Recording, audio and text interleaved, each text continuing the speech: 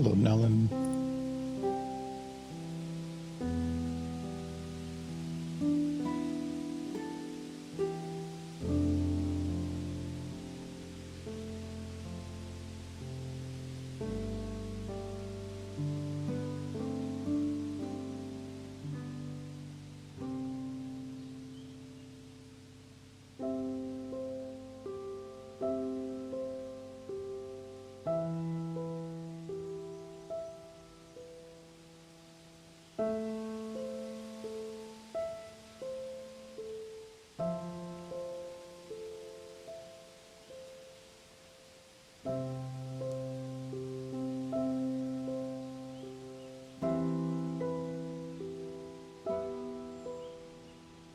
You.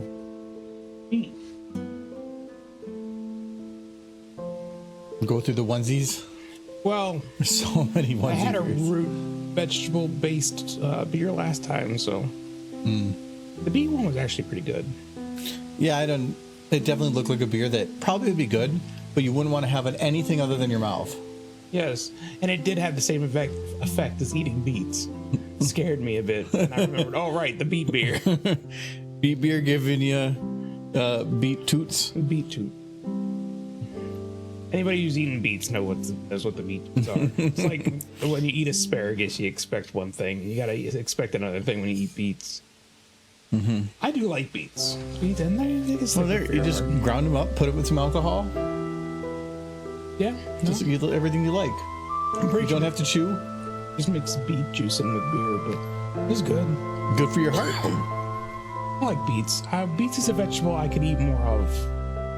We don't eat them that often. They're just so bright color. Yeah, it's all the iron. That's why they're good for you. It's a lot of iron. Well, I can just eat a rock. Oh, no, I love beets. I think I've only gotten them a few moving here. Because I don't know how to prep it from raw. I don't. If I buy it, it's in a jar or can or whatever.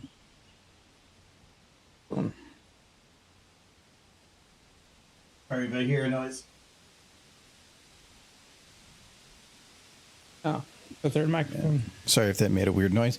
That third microphone was, again, showing at peak. And even if I have the volume at 0, I'm afraid it's still leaving noise in the line. So I just unplugged it quick.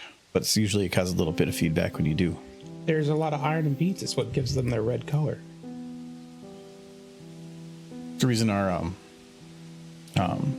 water, if anytime it sits, will leave a red stain because we have very good water, but it is high in iron, which is, out of anything to be high in your water, not a bad thing. It's not detrimental to have high. It's going to make the taste a little off, maybe. Yeah, but at least cleaning wise, like it'll leave the red, like the little bit of the red stains, but they're super easy to clean off, and it's not as bad at degrading stuff as much.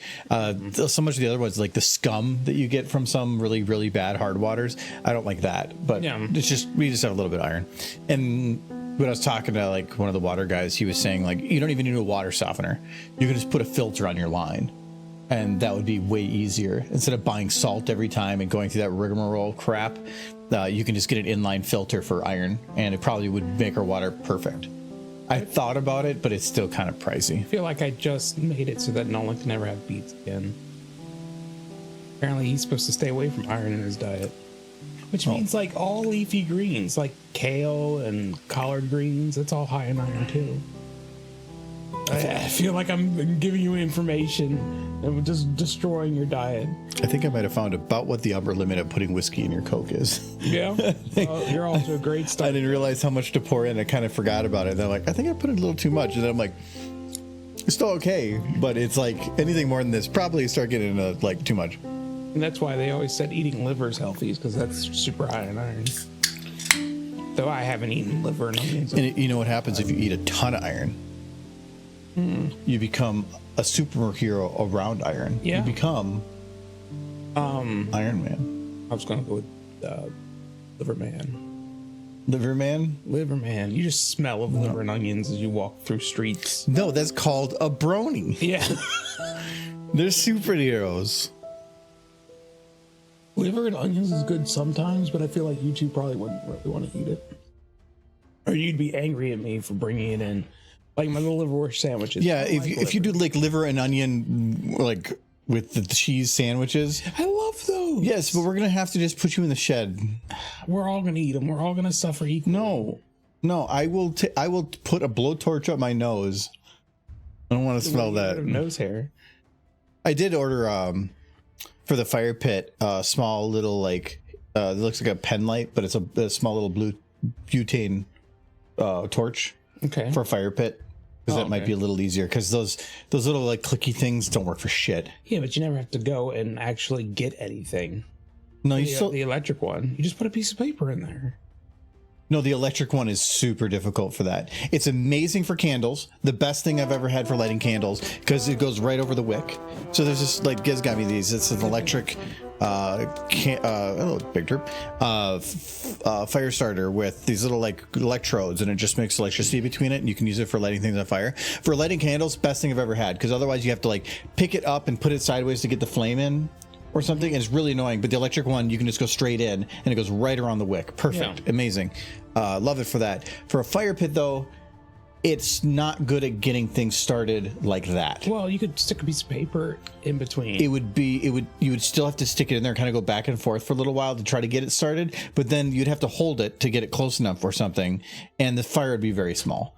It's for a lot of the fire pit, you just need a lot of flame at once. So I just got a butane thing, so I just go psh. I just like the idea of never having to actually go out and get anything to like refill it. Well, I got the butane too because one of my coworkers got me the smoker kit for booze.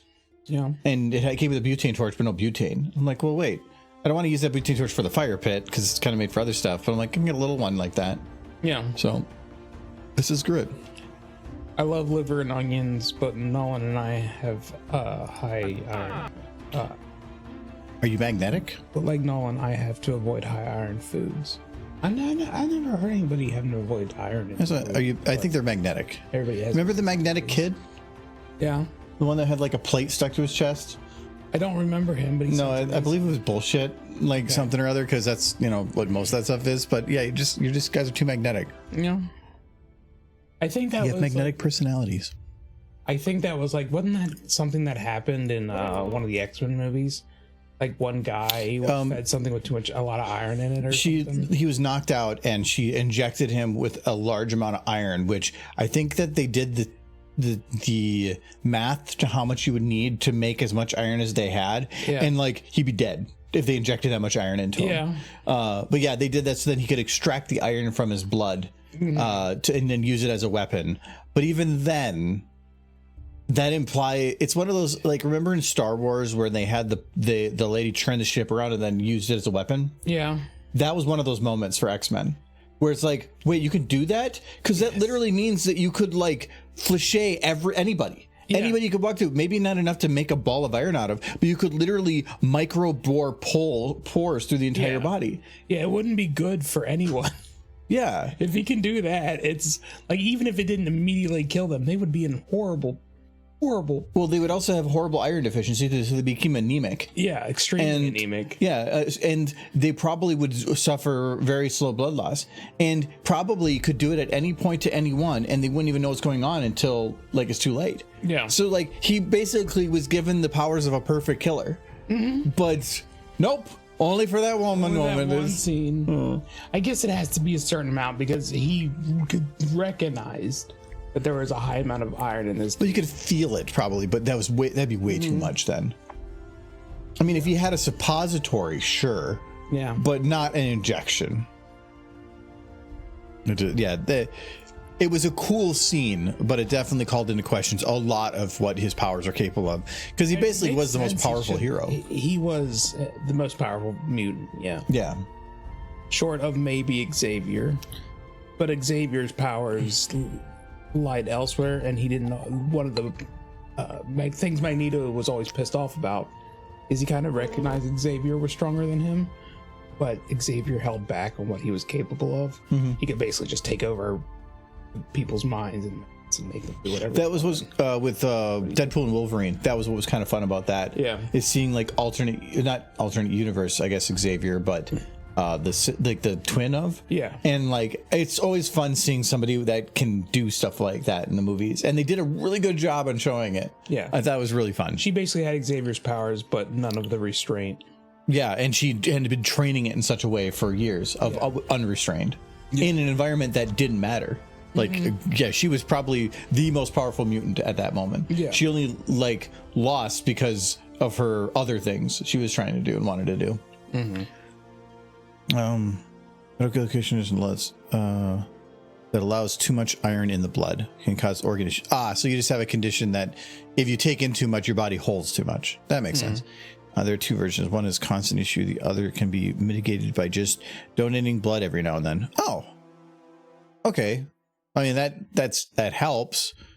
I'm guessing you can't do like plasma. It has to be pure blood, but I mean that's helpful. Like I have As long as they can probably, if it's already too high, they can do something about it. But I have like a weird hereditary platelet thing that. When's your next run?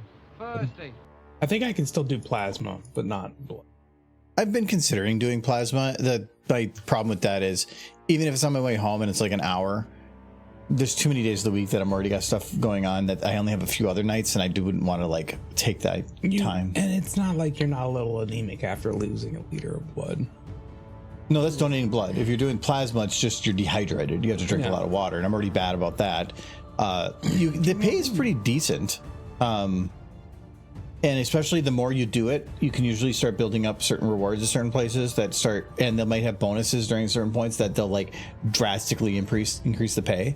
But still, I've considered it, but it was more back when the basement was a thing, and I was running like very low on money, so I thought about doing that as an offset.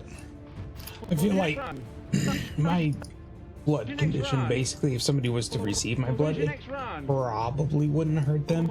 It's just a grade B blood. Thursday. So, and they want grade A. They can get it. So. But I am type O positive. Just throwing that out there in case I ever need blood. So that's a relatively rare blood type that they would want. Just a little better.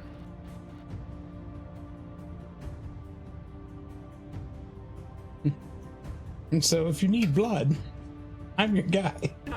Almost.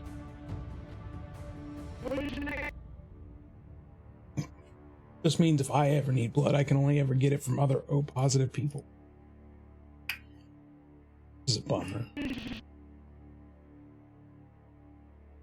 The second version, and avoid high iron foods so I don't have to threat the organs. That's good. If you're going to donate plasma, go to a high-end donation center. The low-end, poor and homeless are often scuzzy, and you can catch stuff. Yeah, there's a place on my way home, that would be convenient, but there's really no other place near here, which means if I were to do it, it would be a drive to go somewhere, and probably an investment in time much more than like just pulling off the side of the road. So yeah, that's why I really haven't. When I was in high school, there was a van that would pull up next to the school, and it was just they would ask students to come out and donate blood, and they would let us out of class for a bit to donate blood. So of course people took the opportunity to get out of class for a bit. They know what they're doing. Yeah, like kids went out of class, they're old enough to donate blood, at least these high school kids are. Let's go get them. They're healthy blood. And we got a cookie and some juice. They're healthy blood. They're healthy blood. Young people blood's the best blood. Everybody knows that. But it also gave the students who probably didn't know, like, the opportunity to figure out their blood type and stuff, because they had the stuff to find out right there and then. Pretty nifty.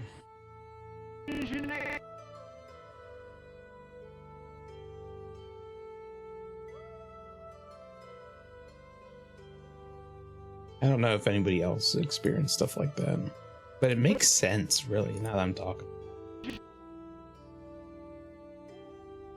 I guess it does kind of take away from the kids' education, but it's for a good cause. Mm-hmm.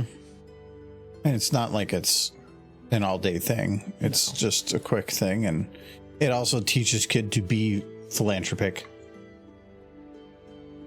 Well, they didn't give us any money. No, that's why I'm saying it's you're giving.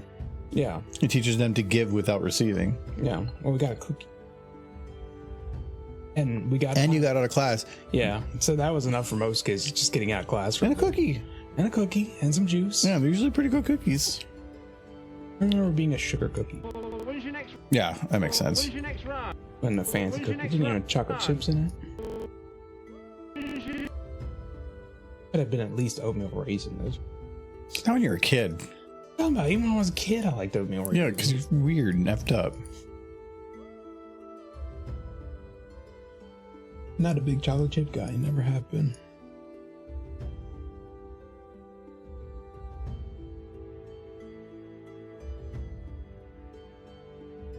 I don't think you ever see that clipboard, but just having a picture of a pony being bonked on the head. Great. No, I probably should change it to like some list of something though. I don't know that you ever see it well enough for it to matter. Here's just...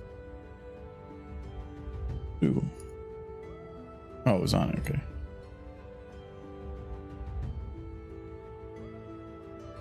There was no mid keyframe for this, so I'm adding one.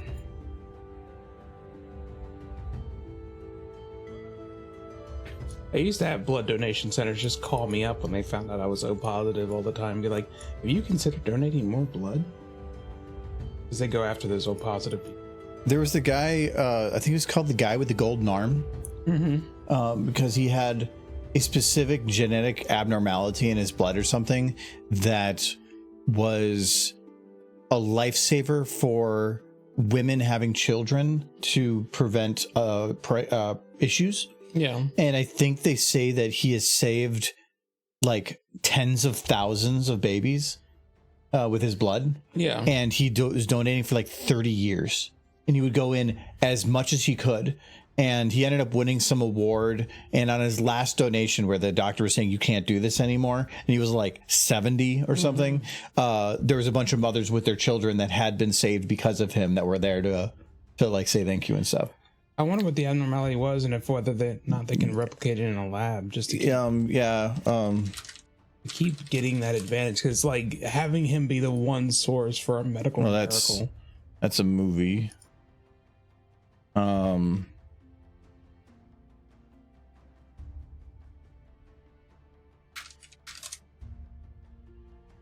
James Harrison, I believe.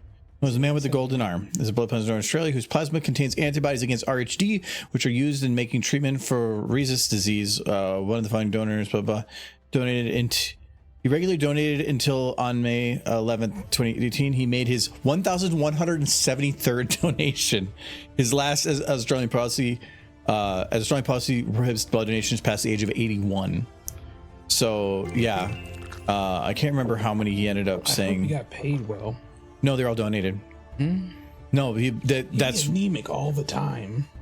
Yeah, that many times if you think about it, like holding a job when you're that drained 24/7. He started donating in 1954, so he went like 60 years.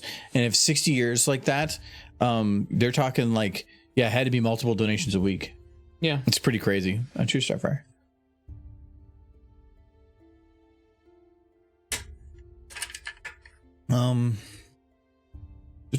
Yeah, but I can't remember how many they used to say. Like, he was nominated now New South Wales local hero, Division Australian Years of the Wars.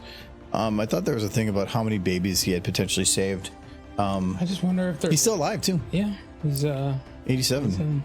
But I mean, that's a guy that gave a lot for like people just in general. I'm just curious if they have any way of replicating it without him, because that's a rough thing to lose. I think there are others that potentially can too. By the time he retired from Giving, he had saved nearly 2.5 million babies' lives. Neat. That's crazy. No, they probably have other people that can do similar, but he was one of the first that helped found that type of thing, and then he just kept doing it. So yeah, cool. Good people doing good things. I don't really taste the yam in this so much. It just tastes like beer. It just tastes too cinnamony, too funky. I think it's fun. Got squirrel in it, though. I like squirrel with a I do hat. like the squirrel. When's your next run? You can hand me a beer that tasted just like a yam. I would love that.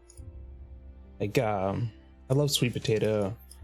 I know it's not a yam; it's a sweet potato, but they're essentially the same. They're similar Fight enough. me. I love. I'll like, fight you on it, sure. Fight me.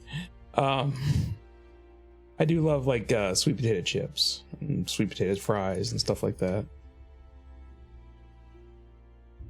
If I had a beer that tasted like sweet potato fries or something, oh man, buy that all the time.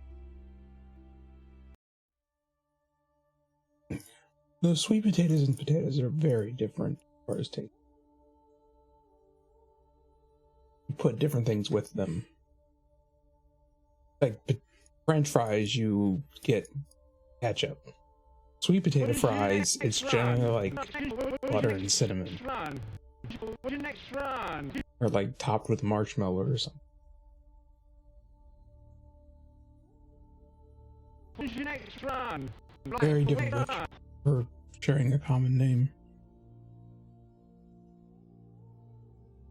When's your next run? When's your next run?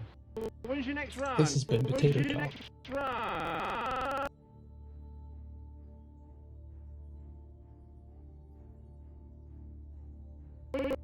When's your next run? Okay. I'm gonna hide the cart for now.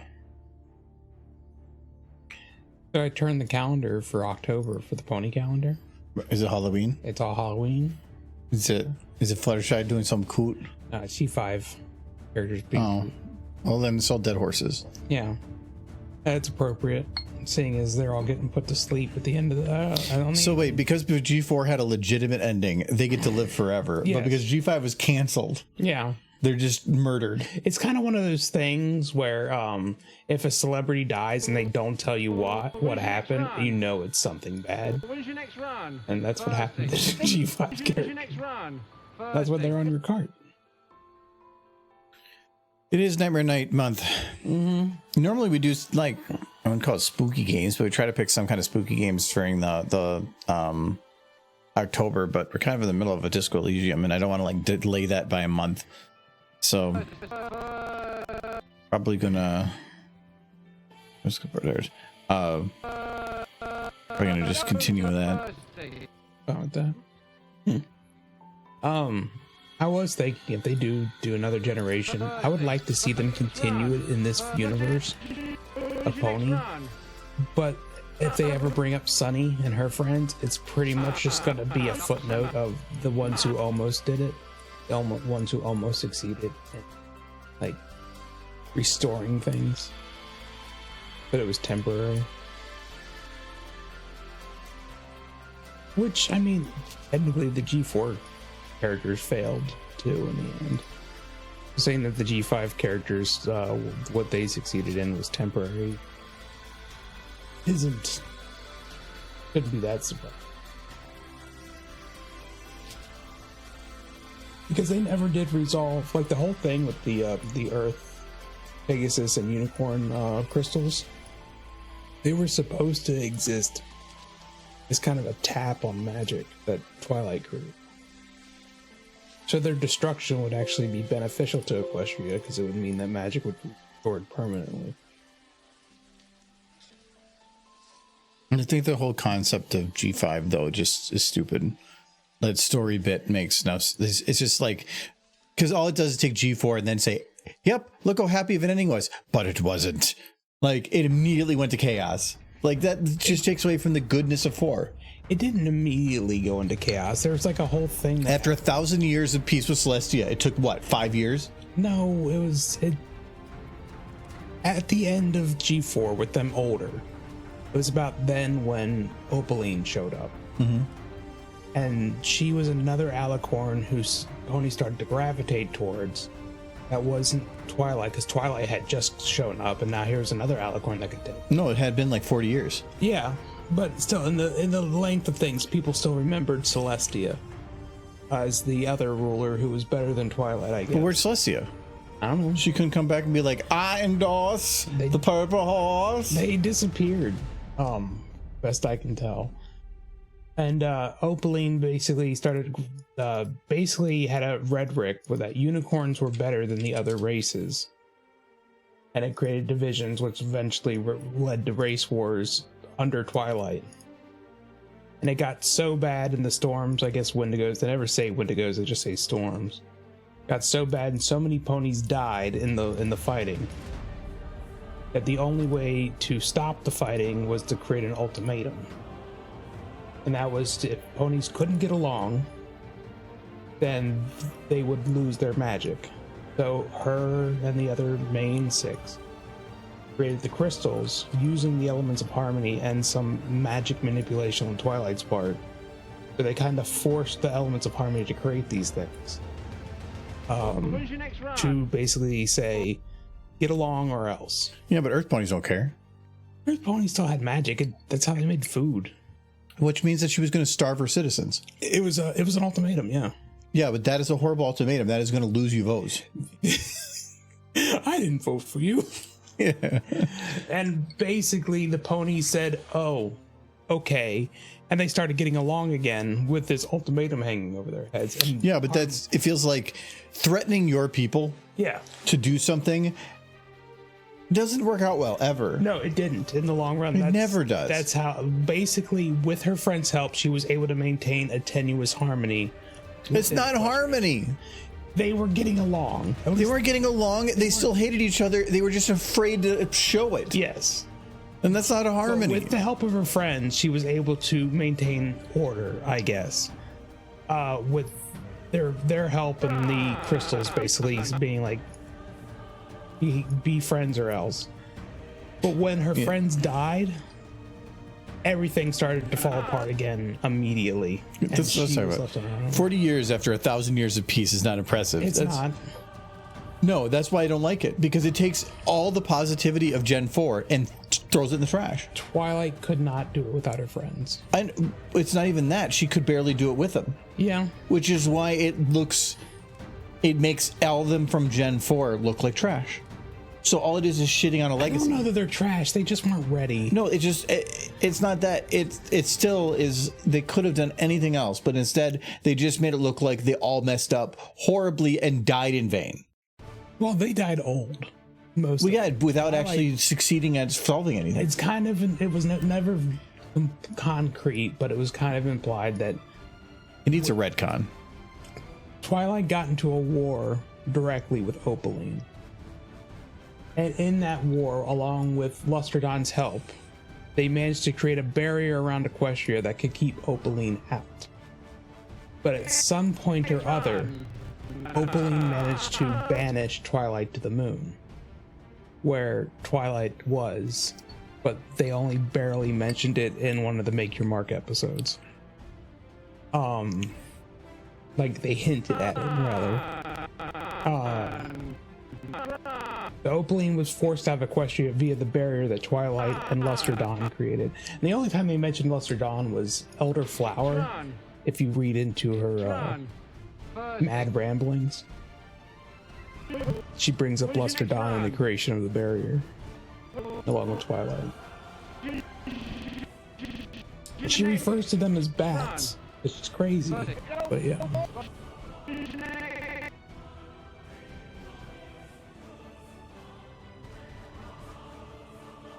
Yeah, and as you know, at the start of G5, the remainder of the 3 tribes were isolated from one another. It didn't go well. But at the very least, they managed to kick Opaline.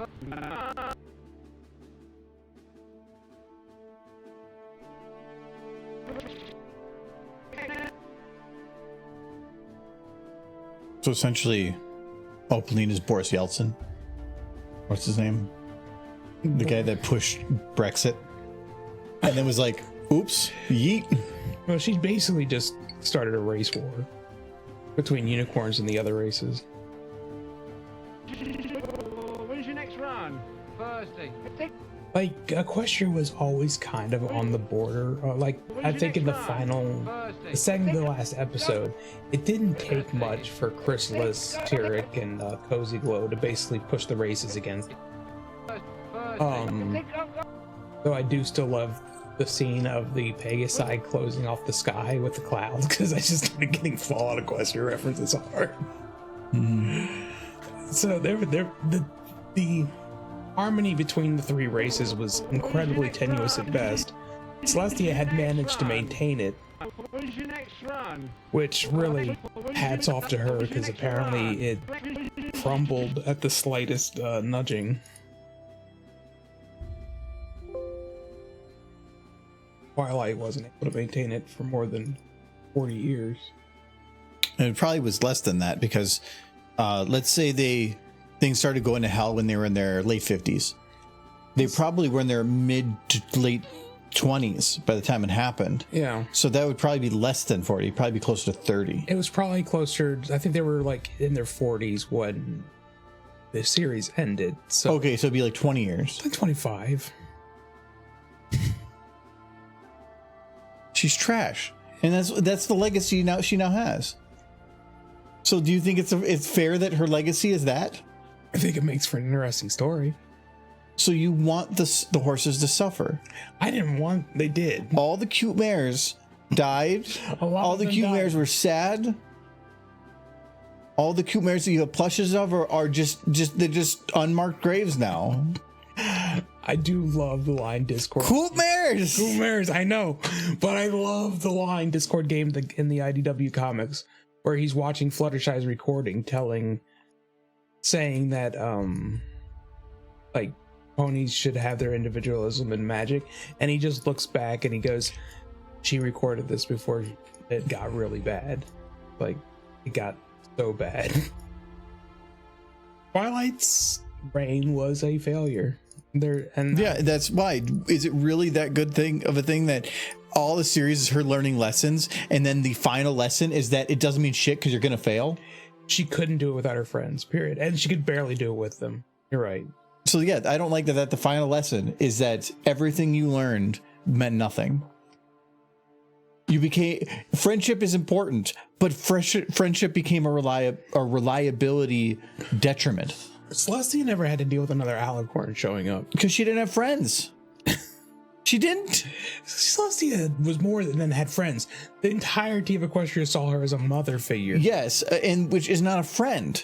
It's not confiding people. It's everybody like bowing down to you. You can't say like, "Oh, I love the king." It's like a big king or a big father to me. No, she was essentially a deity to them. She didn't have a confiding person. She was a deity to them. Mm-hmm. They loved so it her. didn't work. Well, they didn't have the same feelings for She Twilight. can't go and confide to them on anything. Twilight needed at least 300 years before she could have gotten that level of like love. Or they could have wrote the series better to put her in a better light. Instead, no, you're trash. I like the lore that was building. You can because you like evil. They didn't all die. There were still 3 towns of ponies that survived. And a few like scattered settlements throughout Equestria. Why don't just banish everybody to the moon? Apparently it's nice up there. Well, when's your next run?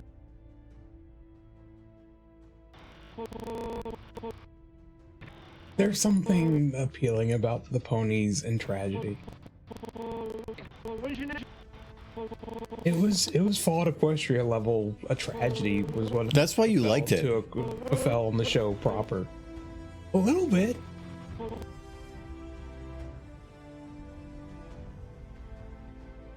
I think if I was to make one change to G5, it's that the towns the different tribes were living in shouldn't have been so nice. They should have been hot. Just started lip syncing. Just finally got settled out, and I got super face. Yeah, you did. Applejack agrees with Argo. Yeah. That they're all trash. She was one of them. She helped create the crystal. I'm not saying that they are trash. I'm saying that the show made them out to be trash. Together they were able to make together they just held the trash off as long as possible, but all they did was delay an inevitable instead of working together to actually succeed. So no, Everything was peaceful until they started dying. And then it went to heck, and the only one left was Twilight. I mean, it was really bad in the middle there. Twilight was taught, she originally was very independent, and then she was taught to become so reliable on her friends that she couldn't function without them. She couldn't maintain peace without them. That's not the same as not being able to function. She probably barely knew how to wipe her own ass at that point. She was having Applejack do it.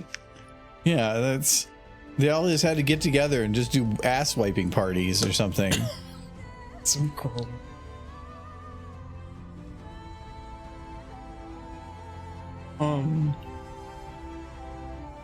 No, it is sad that Twilight could not succeed without her friend's help.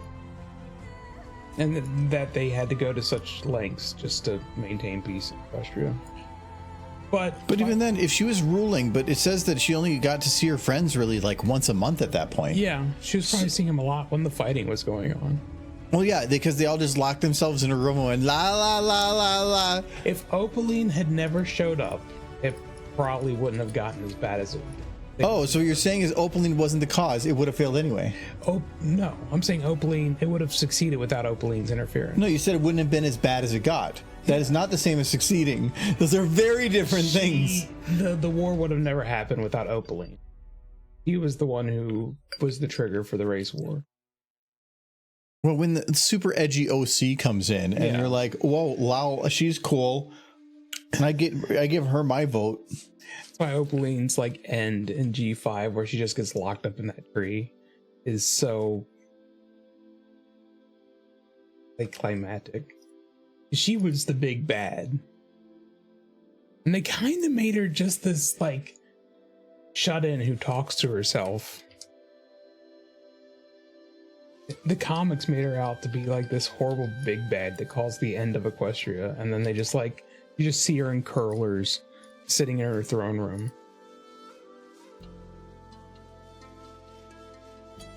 It was weird. It was a little disconnected from one another.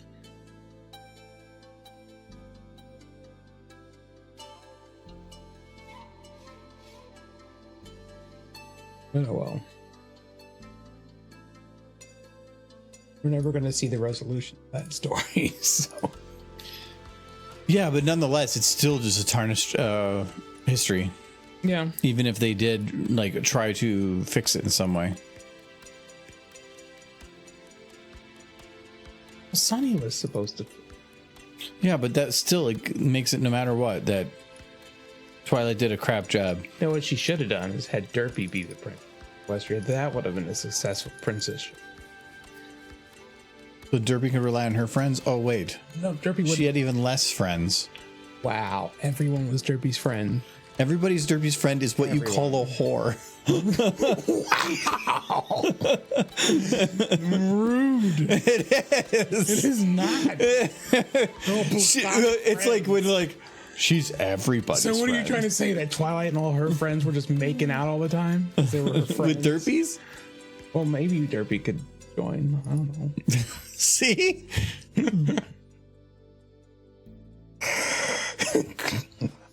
Anytime somebody says, look at her, she's everybody's friend, you know what that means. It means he's likable. Derpy is very likable. You're making a bomb. Oh. Umbrella Corp. Handle with care, because bomb. That is the most ridiculous bomb labeling I've ever seen. 100 pounds TNT, handle with care. It's a big bomb, too. A corporation bomb. A corporate bomb, yes. Yeah, a corporate bomb.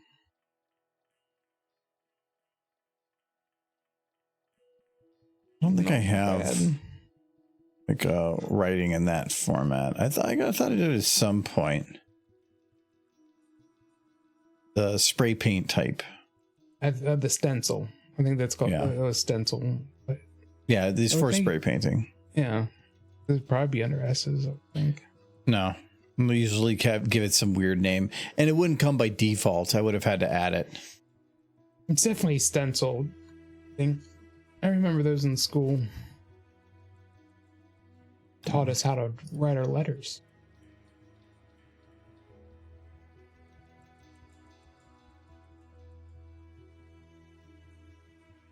know if the stencils are really a thing anymore. Maybe they are. They probably are. I guess for spray painting.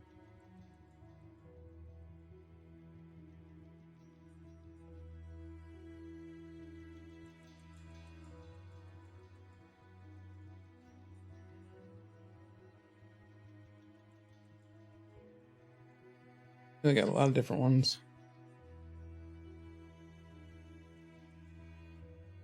That's barely stencil. Some towards the top. On what? What's the thought? This is probably pretty close, but it's not simple the enough. spray This paint. is what I'm looking for, but that looks a little rough. Yeah, it's all. That one's pretty good. The bottom one. That's pretty decent. It's a little all over the It's place, not but that makes straight. sense. Yeah, but that makes sense. You're stenciling it. It's corporate stenciling though.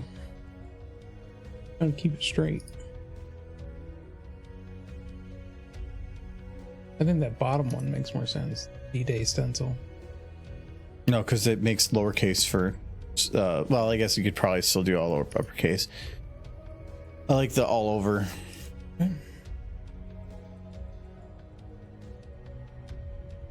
I don't know, Biden. I've never made quotes before. I only get quoted in them. How do you make quotes? I think I have it limited to certain groups I can, but it's is it exclamation point, add quote, and then the quote. And usually we've been putting the quote and then at the end hyphen and then who said it. It will automatically add what the game or what we're doing on it. It just says be the quote and who did it. If you want to see the format, actually just kind of like request a quote. But I don't remember if it's sub only or VIP might.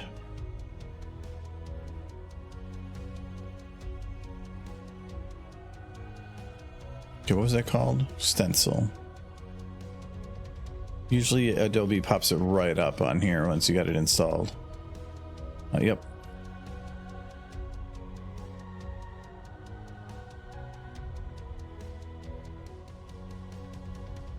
Wow.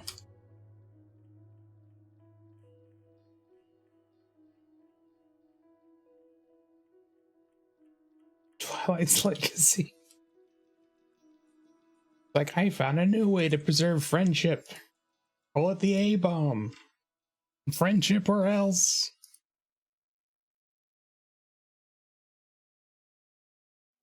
Was kind of Twilight's Legacy at the end. Friendship or else.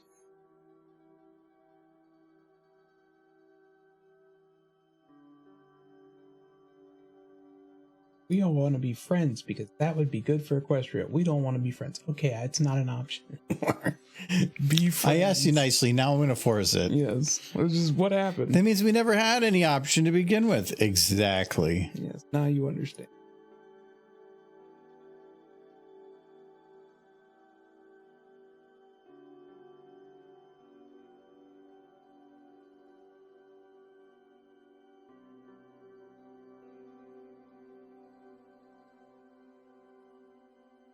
When G5 started, I thought the premise they were going to go on was Sunny following in her father's footsteps, going to a lot of the archaeological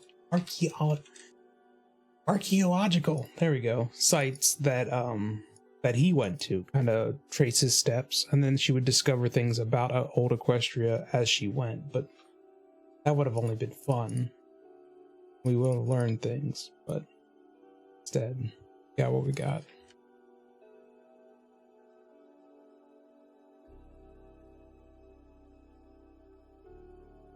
Twilight Sparkle.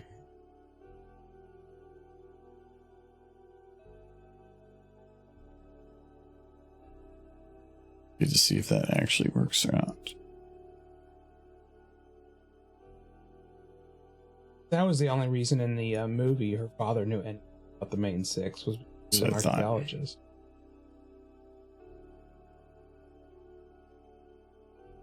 The bump map.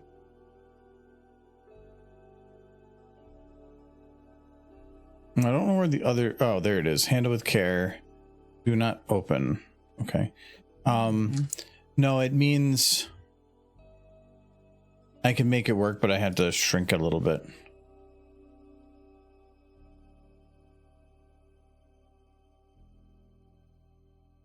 it's probably mapped onto the surface a little bit. So I can basically put it as high as I want. I just can't I can't put it below a certain point. You know, one bit of the G5 horse lore that always got my interest was Moon Dancer, Twilight's like cut-in closet friend. She outlived all of Twilight's other friends long enough to see the fall of Equestria. Yeah, because she was a loner, and that made her immortal. It made her at least healthy enough to outlive the rest of Twilight's friends. And the only thing Moon Dancer cared about was just she wanted to preserve some sort of legacy, but everything was being destroyed. Like it was chaos. It was bad. So the only way she found to preserve any kind of historical document was to transfer her own memories into her daughter. And then each generation would do the same to carry on some sort of historical record. Unfortunately, after several generations, it led to madness in the mayor who held all those different ponies inside their head. And the pony in G5 who had all those memories was Elderflower from Bridalwood. You were crazy.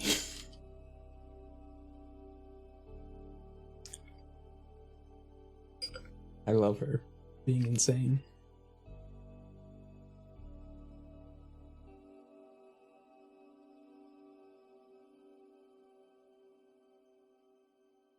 Because she has like all the information in her head about what happened, but it's so muddled that it only comes out in crazy rantings. Though I did like when Elderflower found a pair of like vinyl scratch glasses and she's like, ooh.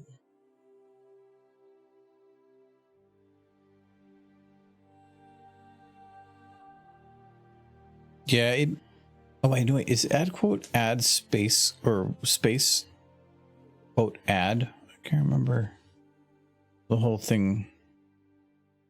Oh yeah, there, Sunset said it. Yeah, the old one used to be add quote. The new one is quote quote add, then what it is. Pretty sure. There we go. Without the bump map, it's a little goofy, but fine. The only thing I could think the reason that they would continue carrying on the tradition, transferring memory into their daughters, is if they don't see it as a curse. They just see it as having a conversation all the time inside your head. That to me, I thank you, Little Pip Studio, for the sub. Thank you very much. Welcome, welcome. We're gonna pull up Twilight's Legacy. Thank you very much. Put a space between quote and add. I think it should work.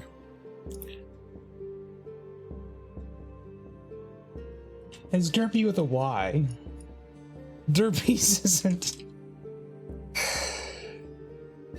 The idea that Derpy is just an object, and there are many of them. Not that Derpy is a person. There you go.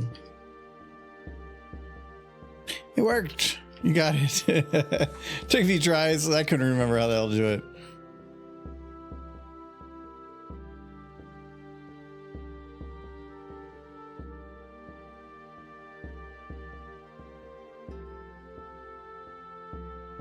Oh.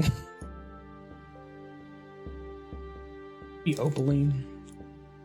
No, they said they wanted Applejack. Okay. Giving the people what they wanted.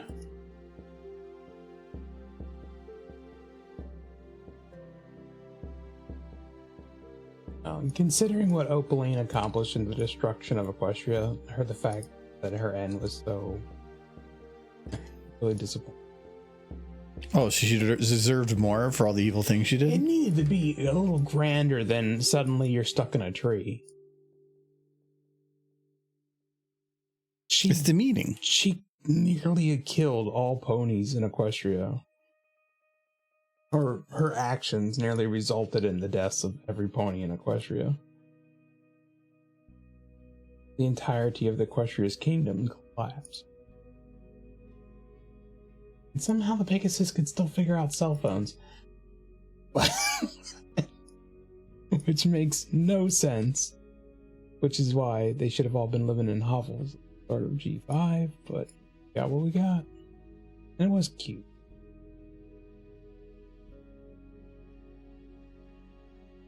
Let me see here.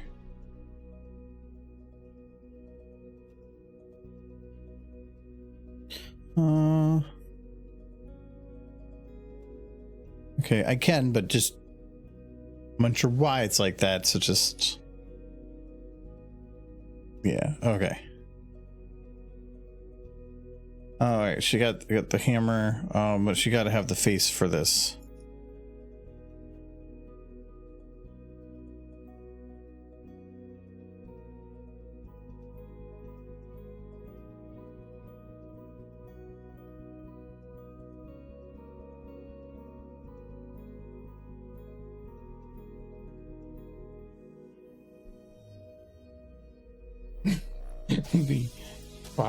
I like how it's Applejack's fault. That's the part of the lore that they don't tell you, that really, in the end of the day, it's all Applejack's fault. Everything got the way bad as it was. Spent too much time smooching that Rainbow Wars, and she neglected her harmony duties. And the world nearly burned.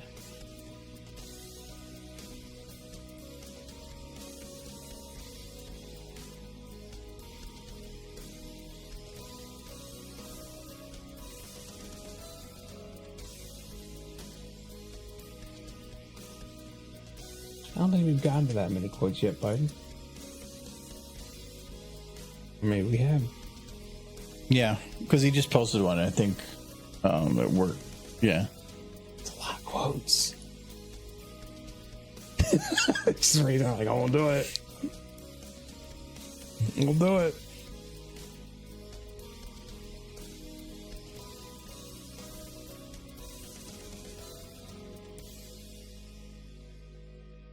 Oh, that one's a lie.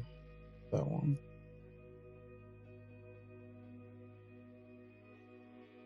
That horse who fixed or getting cancer. Ride that bomb.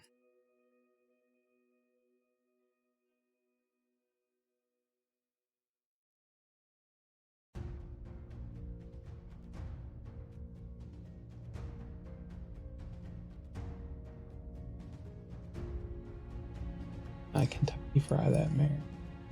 Sounds rude.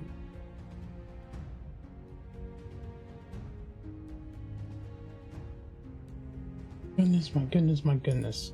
I've been not productive at all this past few weeks. It's been a busy few weeks. We've been playing Sass Factor. It's also been busy. Yes. I had to plan and prep a whole party, man. You did. And I went outside and I cut wood and we didn't even use it. Well, yeah, we will I'll bitter soon. about it. We'll probably have another bonfire next week. Supposed to get cooler, so it'll be old. Yeah. It was cool today. Supposed to get warm again tomorrow, but Yeah, and it's going to get colder again right away. finally getting into fall. I'm happy for the fall. I just know what it leads up to, and I don't like that. I don't want to deal with the part that comes after fall. Fall's great. If we can go do fall and skip right into spring, and then right back into fall, fantastic.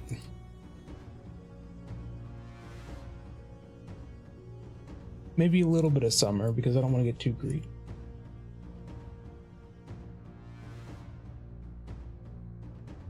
The only place you get nice weather year round is like Northern California. Why it's so expensive to live there. Except when it's on fire. It's on fire sometimes.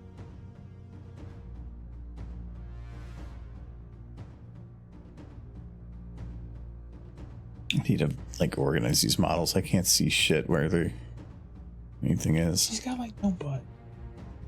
It's like concave. That's because I moved it back a bit and I wasn't really paying attention to anything. Yeah, it just got flat. They got flat. It's just the way I bent it to. I think it's the model. They don't have butts. Hope G5 or G6 they get. That's all I really want. Like, do you want good storytelling? No. Do you want well-built characters? No. Want them to have butts?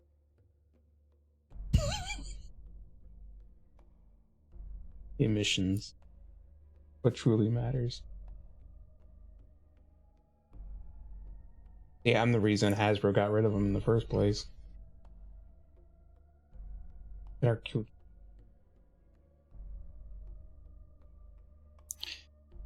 Remember, though, I have to do like 2 jaw things because one's the mouth and the other one's the teeth. There's jaw up here. That's hip. They're gonna be on its own. Jaw made there. Gotta move down them dentures.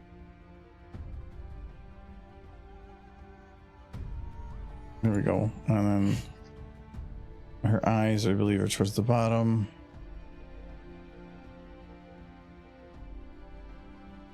There.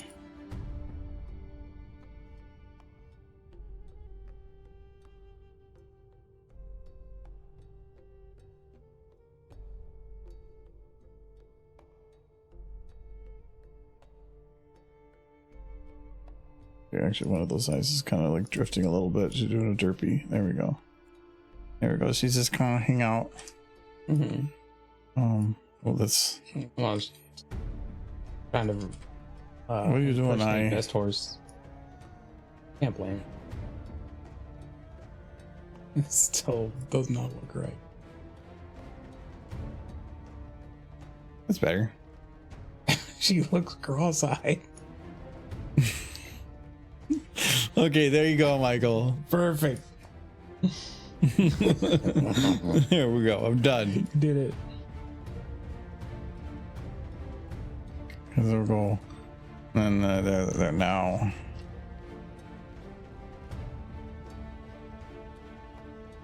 Now we got Applejack. Applejack's still like quick though. Fix it. I'm gonna do it. I'm gonna do it. Blow up Twilight's legacy by saying that her kingdom failed only 40 years I'm gonna do it. You can't stop me. I got this hammer. And this will definitely set off a bomb. There's no safety measures in this thing. I think the one thing that truly showed that Twilight's kingdom failed is they showed the ruins of Canterlot and Donut Joe was still there. Like his restaurant in the ruins. So it really couldn't have been crazy long. Like he might have been dead. Maybe his kids took over, but still. The business still existed. So at the end of everything. And the donuts were still good. That's the crazy part. How old would those donuts have had? So Michael, isn't that go horse? Go horse, yeah. Are you sure? Yeah. Sure. There's nothing wrong with this horse. Go horse. He's having a happy moment. Took all the drugs. She found them all. She heard her show's getting ready to end. Just started eating LSD laced marijuana. Like by the baleful. Like, I signed a 5-year contract. This is not what I was promised, said the horse. The last horses got like 10 years. Plus a spin-off. No, we might see the G5 horses again if the original idea for G6 actually happens. Very good. Did you see Camp Cutie Mark? Mm-mm. It was awful. Because I could care less about Camp Cutie Mark. Yeah, it was. Somebody made a really funny YouTube poop using the video from it, which I enjoyed. They said magic a lot. Yeah, I can't actually twist her mouth. Oh, that's how to fix her even better. Your hair goofy.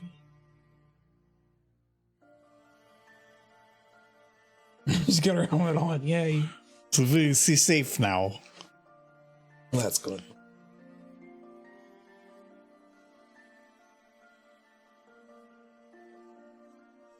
I did not get rid of the hair.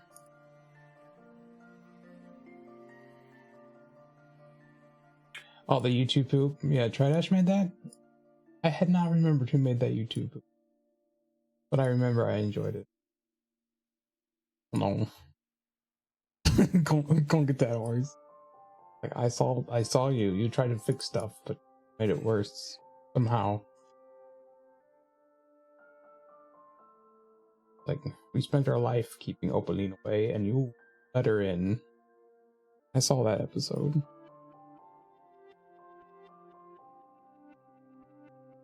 Even when I was an old man, my 80s, I could keep Opaline out. We're hanging around her for like a year. You let her in, you stupid horse. Applejack is being awful mean. He's trying. I don't know, Applejack. He's still a good horse. Even if she did F up. I'm lining this one up.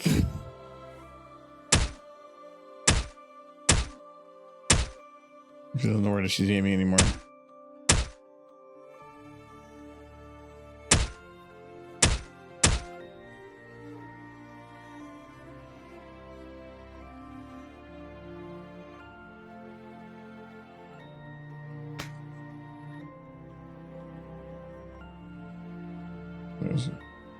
In the hammer, I don't know.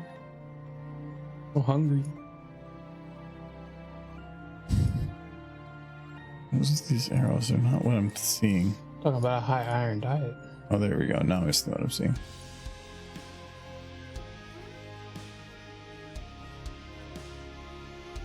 She just wants this. You know what she's trying to do? Oh no. She's scrambling that brain. Oh no. Is that what's happening? I think it's already scrambled. But she's like, I wore my helmet. And then she got one last check. And then that was the end of G5. This just looks like a murder now. This will be even funnier when we all see G4 characters come back. This is my prediction. Put money on it.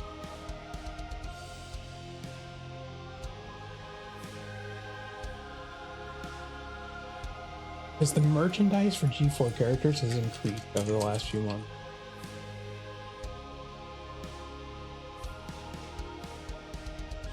It's all like licensed. It's been quite a bit. We got Halloween costumes, but only for the G4 characters. None of the G5 that I saw.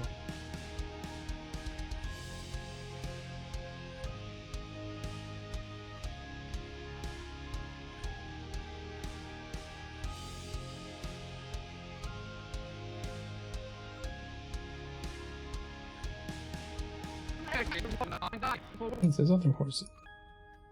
The other horses you've been working on. When's your next run? They're not, or they're definitely dead ones. No, those are sleepy. They're just Definitely sleeping. dead. Taking a nap because they're tired. G5 took it out of them. Is that why Sunny's doing the little like ear thing on Hutch's butt? She's Her like, ear is ooh. on. She's listening For for farts? toots. Root farts?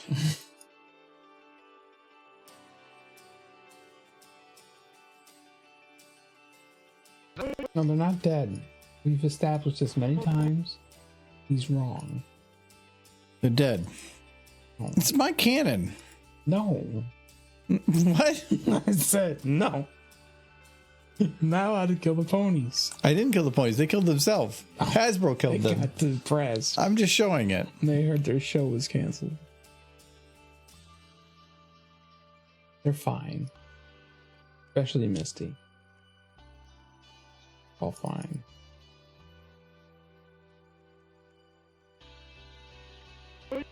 Ugh.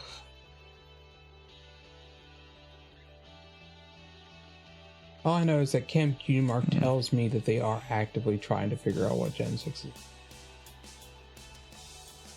So I am anxiously waiting, even though that G5 isn't technically over yet. I feel like I'm already waiting for the Gen 6 buster.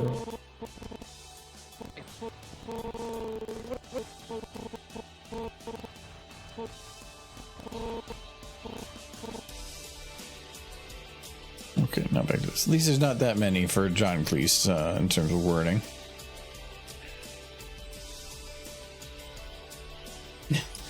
They are not dead. They are merely canon incompatible. Canon incompatible. Yes.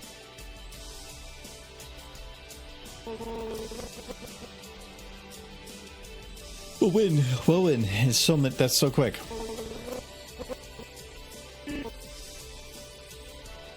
I think when G4 ended, a lot of people were anticipating a show for G5 to be a lot like G4, with Twilight just taking over Celestia's role. I think is what a lot of people would have just been more of the same. I appreciate that G5 tried to mix it up a little bit, but again, they should have just had the villages. If anything, it should have been the Pony Dark Ages.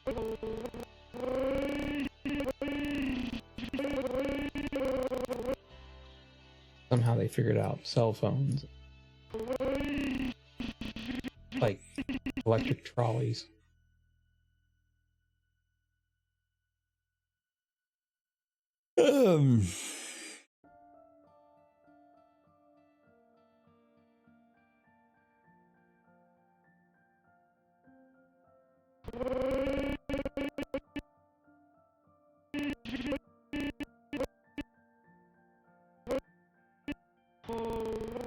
So chat, tell me, anything interesting happening, you guys? I want to hear stories while he makes funny faces.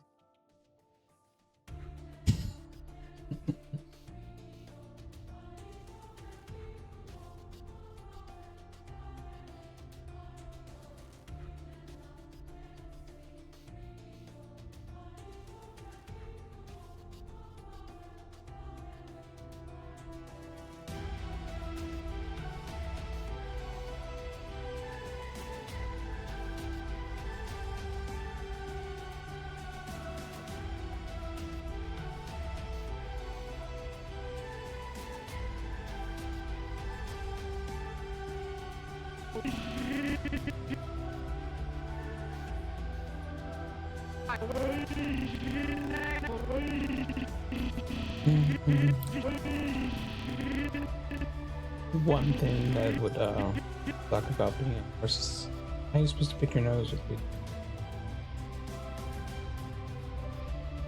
Problem. It's the one thing I always wonder in the animal. Like, do all the animals throughout the world, with exception to like have clogged noses?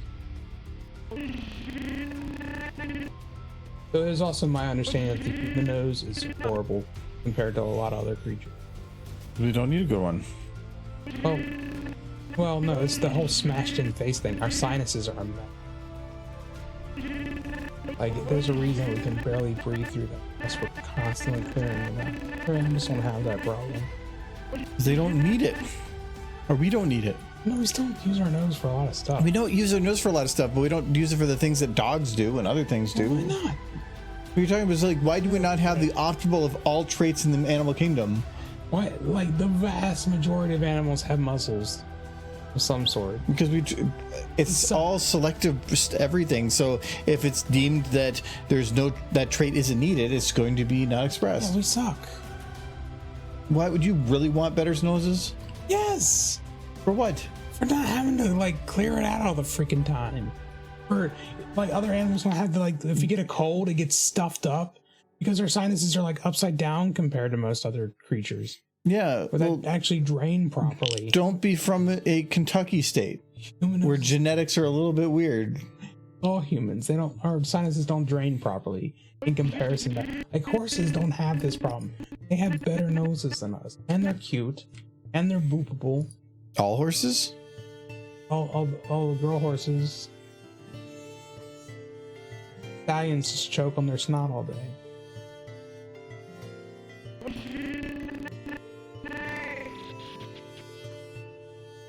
The humans are one of the few creatures that doesn't have a tail, which kind of a negative for balance.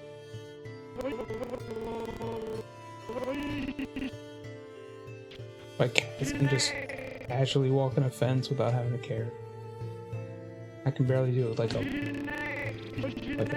crossbeam bar thing. What? Yeah, other animals have much better balance than us because we don't have tails. We don't need Most tails. animals have tails.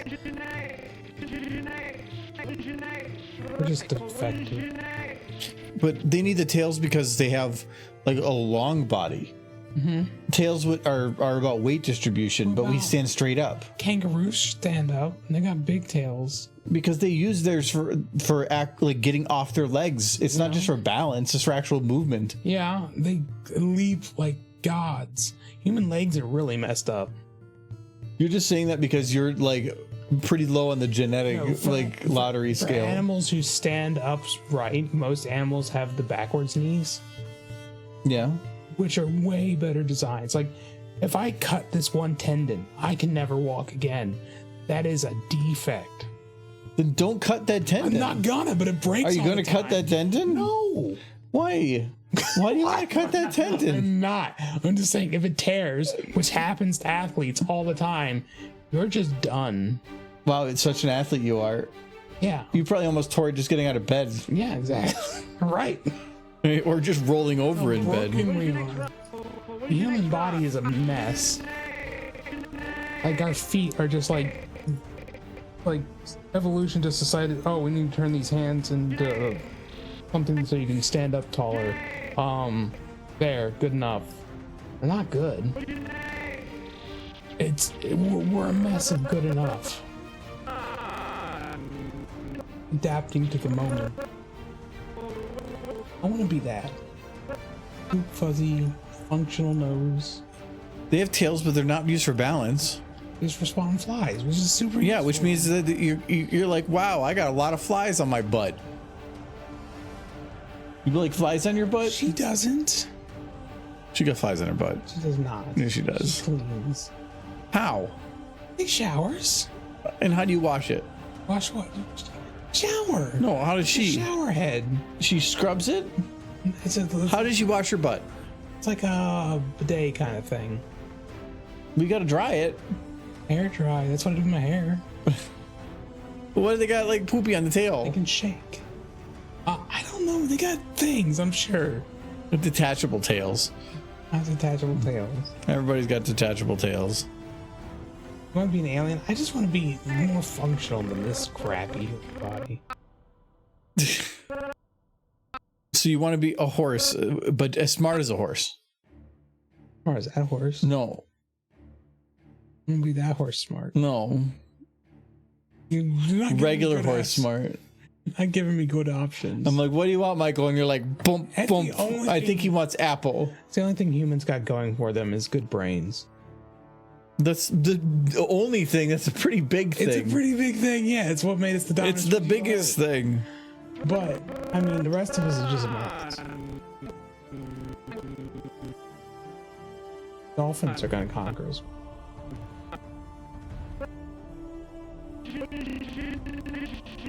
You're like, haha, you can barely move in the water, and the planet's mostly covered in water. You're doomed.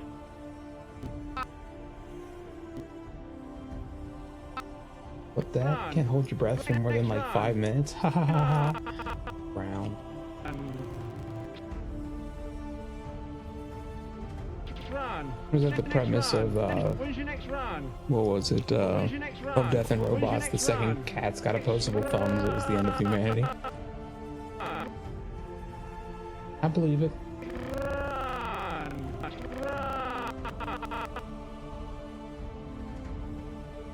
If we were only horses, that's when we stood a chance. Next run. When's your next run? run?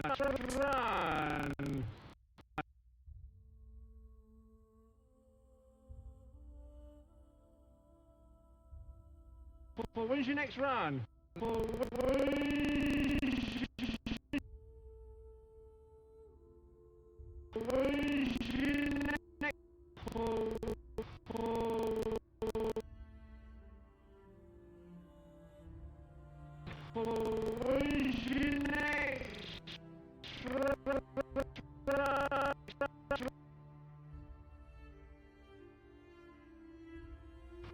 Shake like a dog. I think there was a couple. I think I saw a compilation of the shaking like a dog to get the water off of him. Pony's doing dog things. Pony's doing cat things. Very cute. Pony's doing insert thing. Well, there was like a season 1 episode, the Feeling Pinky King, where Pinkie Pie is just rolling back and forth across the ground. That is something horses do. It helps cover their fur in some dirt to keep the flies off. So Pinky was actually trying to keep the flies off. But it was very cute while she was doing it.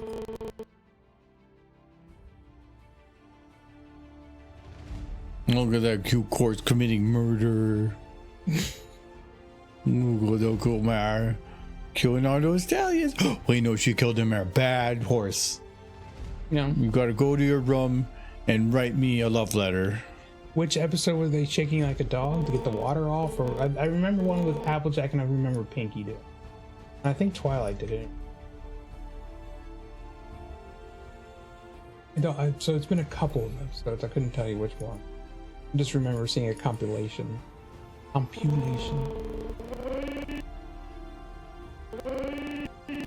Pinky rolling grass. That was Feeling Pinky King. It's the scene where Twilight was watching her with the binoculars right before Derpy accidentally drops some stuff on her head. Perfectly innocent on her part. Couldn't have been helped. Twilight shouldn't have been sitting there. Really Twilight's fault. That Derpy dropped a piano on her. And an anvil. And something else. Not important.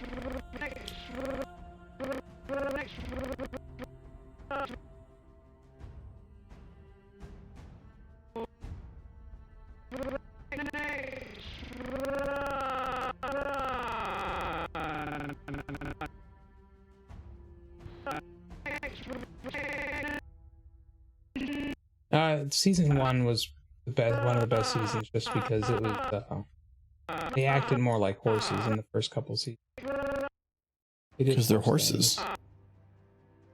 Like, I always loved the idea of them getting flowers as the first thing they do to them, because it's more like a box of chocolates to a horse.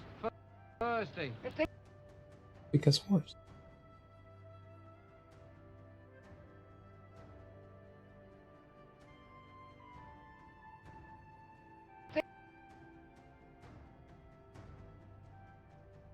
When's your next run?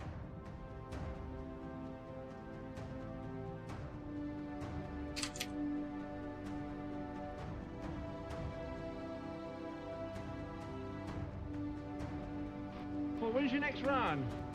When's your next run? Well, this is sideways. So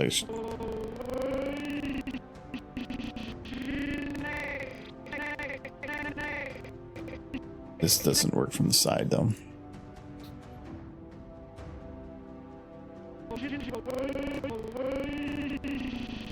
Could have been one episode where it just had some of the ponies licking a salt lick. That would have been fantastic. Yeah, it's like when they acted more like horses, like when they poop on the ground and you can bite everything that moves. You had some ornery horses. Yeah, the pooping on the ground thing, yes, but biting and kicking, do that if they're like problem.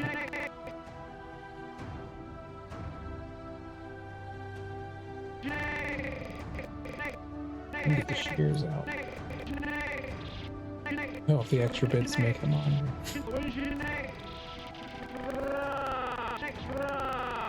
Oh, poor horses. When's your next run? When's your next run? Okay, that looks better. When's your next run? When's your next run?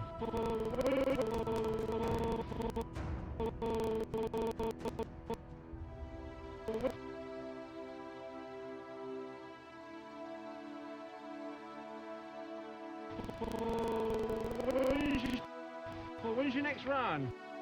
From the side, it's lip syncing is from a pure, really profile perspective is a good bit different from the front. You have to open wider at certain parts, show the teeth differently. When's your next run? So I had to update it a bit. When's your next run? Okay, we're at it. We might as well just do Trixie's then too. Yeah, they're doing She only has one day Right. or one word, just say a day. Want another drink? I think I might actually pass. I think I've drank enough over the last I could bring 4 you a days. soda or something. No, I think I got my water. I think it'll be fine. I drank so much on Friday and then on Saturday and then on Sunday. I feel like I need a couple days to That's fine. not. I had one yesterday. I had a White Claw. Oops. What are you drinking? No, not White Claw, but Truly's.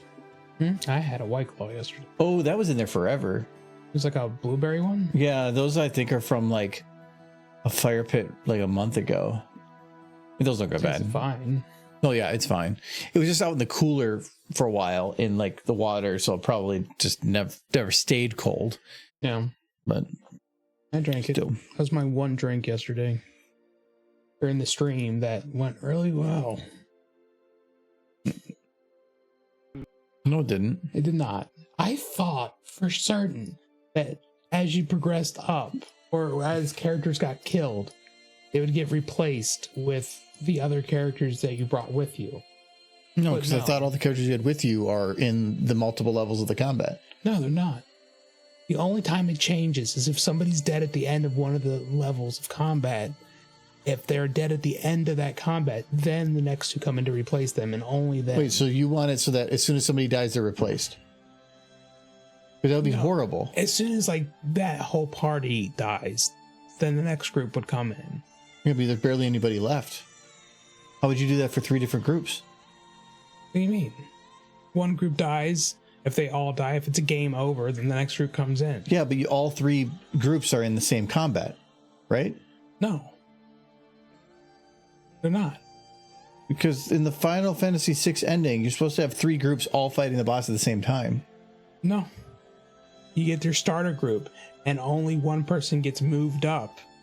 It's basically the hard mode. Apparently, I got an earlier version that makes it easier, but I got the original version of the game, which is super hard. I was pretty sure though that that was the whole point of bringing 3 groups is that there's 3 entire areas that you have to fight at the same time. There's 4. Yeah, but it's not stages. It's all in combat at the same time. So all 3 groups, you fight one for a while, then it goes to the next group. No, that's not how it works in Philly Fantasy. If it's not in Philly Fantasy, then they probably just changed it. They changed it a lot. Then that would have probably made it a bit more difficult. It's Yeah. incredibly difficult. Or, it could be because out of 99 levels that are potential, you're not even halfway there. Most of them are above 50 or close. No, 47. That's a lot of the 47, yeah. Yeah, so you barely leveled to do anything. You spent only about half as much time actually getting gear. So you went in there horribly unprepared. I'm not horribly unprepared. But you've said I get very close. You've said before you like a challenge, yes, it's very challenging. so you love it. You're having so much fun. Ponies. You didn't say yes. Love ponies. You're having fun. Yeah. This is what you like. It's hard. I'll be back. Week Argo, remember when you showed me your upper shelf full of empty bottle and told me, yeah, this one is from this morning.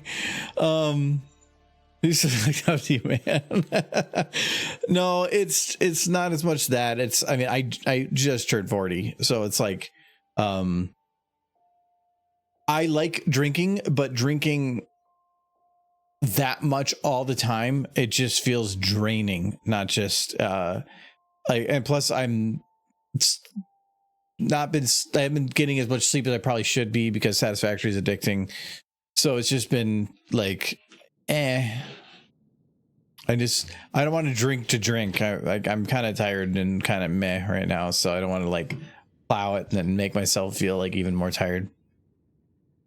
So I was curious in earlier conversation. The BBC science focused site says the smartest animals are the chimpanzee. Second is dolphin. Humans are way down number 10 on the list. It really depends on what their criteria is for smartest, because there's probably different criteria. Certain animals are good at certain different things. Getting old, can't handle the volume anymore. Kind of. It's more of it takes longer and longer to recover. So and I feel like it's getting harder and harder to notice how much I've drank too. So I don't want to overdo it, and then I don't want to have it so that the next morning I'm just like feeling crap just until I can eventually get to drink again in the evening. That's called alcoholism. And it's now that that's extending a little bit, I've been trying to do it where I don't drink outside of stream, but then when a stream is sometimes like 3 days a week, and then Saturday we had stuff going on, so then it becomes 4, and that's over half again. So it's like, no, I gotta. And this Thursday we're going out to do trivia at a brewery, not brewery, but a place that's got a lot of beers. So it's like, nah, I gotta pace myself a little bit. Next run. Thursday.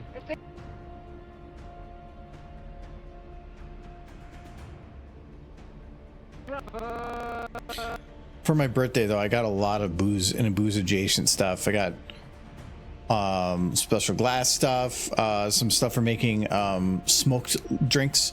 So it's like there's a butane lighter and some smoky stuff, since you actually taught us to add smoke to the drink for flavor change. I got a whole drink mixing set, a bottle of amaretto, a whole bunch of bottles of different whiskeys. So I got a lot of booze. So yeah, that's something.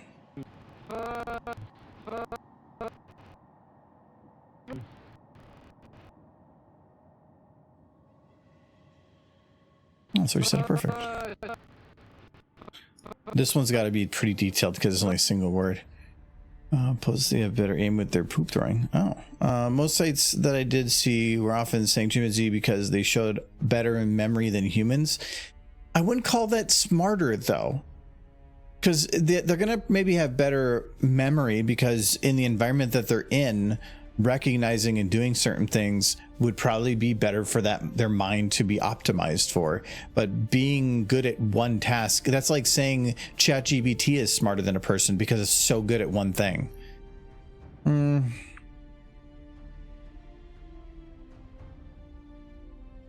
Humans are significantly smarter than other animals because of their general intelligence.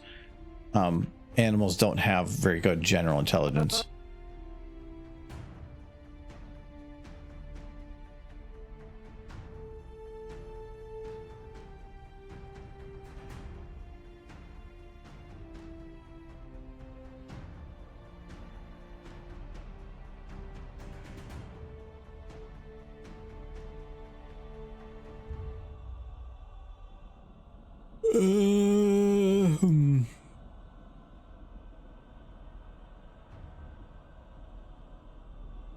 Nothing really make your mouth go ooh. It's kind of like that.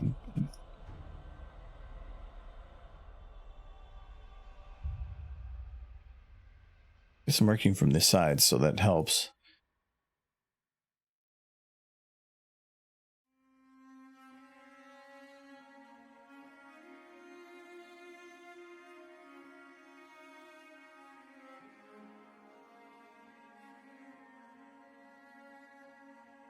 Why aren't you drinking? It's brisk. Why aren't you drinking?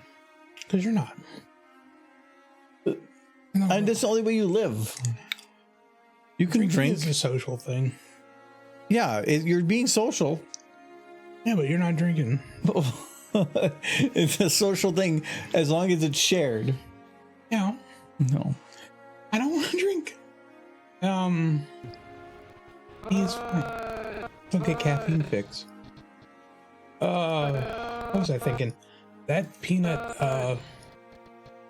the peanut, candy corn mix upstairs, that stuff is crack. It's hard not to eat it, especially since it's just laying out. Well, it's not going to go bad because nobody else wants to eat it. You're the only one eating it. I hope not. I don't want it. Adam's not going to eat it. And you got 2 more bags. You bought it. You wanted it. Yeah, with the expectation that I wouldn't be the only one eating 2 bags of candy corns and peanuts. I don't like candy corn. Have you tried some of I it? don't like candy corn. I don't like candy corn, so I'm not going to eat candy corn and peanuts. Have you tried candy corn? I don't like peanuts? poop, and I'm not going to take poop and chocolate. Have you ever mixed candy corn and peanuts? I'm not going to eat it. You can't say you don't like something if you've never had it. I don't like candy corn. But it's got peanuts. I don't like eating cocoa, but you mix it with sugar and milk, gets pretty good. I'm gonna drink my tea now. Sir. Look, there's cheap viewers.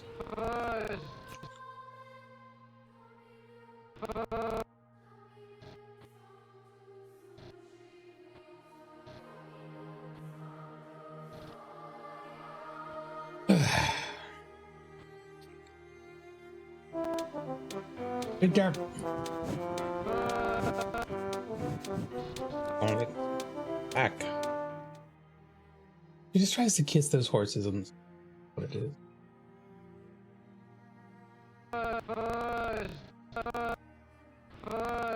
Guys are calling Derby to come and smooch the horses.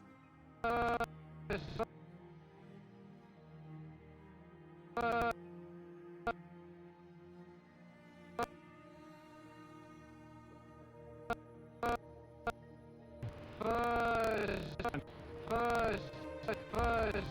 would it take? Chocolate bar from Coco. I wonder if you could just like make your own homemade chocolate bar. I'm sure you could. I just don't know anybody who's. I bet it's a lot of whack. You tried to make bread out of meat. Yeah, and I succeeded. It just wasn't. You made very gelatin. good. I did. It was like a meat gelatin.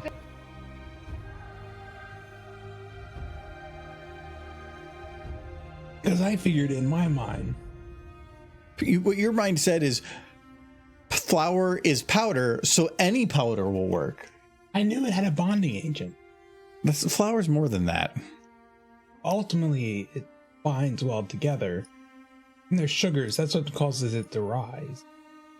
The meat just needed some sugar in it. That was one of my biggest mistakes. I didn't add sugar to the meat before adding the yeast. That's why it didn't rise. I figured there would be enough sugar in pork rinds, but that's wrong. I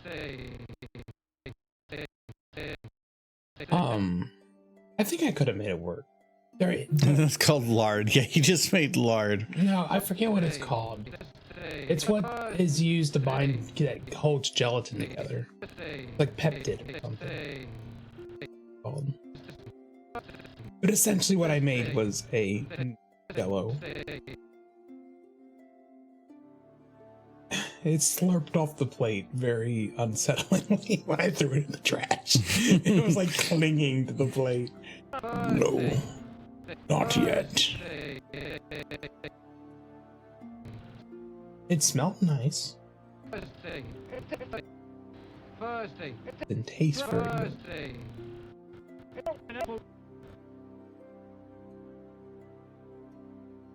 Legend. They inject into like people's cheeks. Peptid. So if you ever like can fruit, like if you're like the powdered stuff, that it's basically what is used to make gelatin.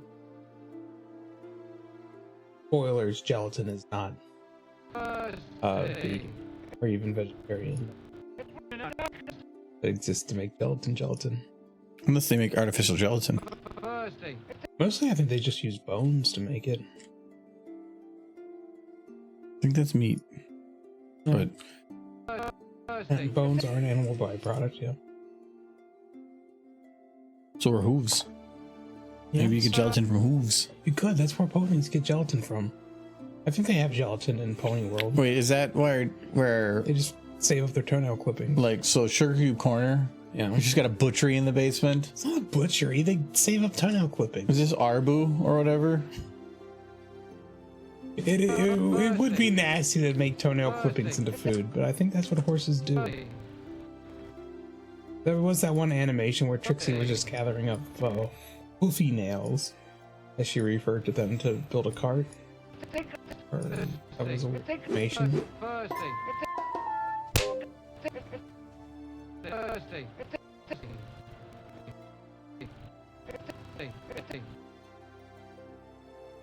Kind of a cat. Thursday.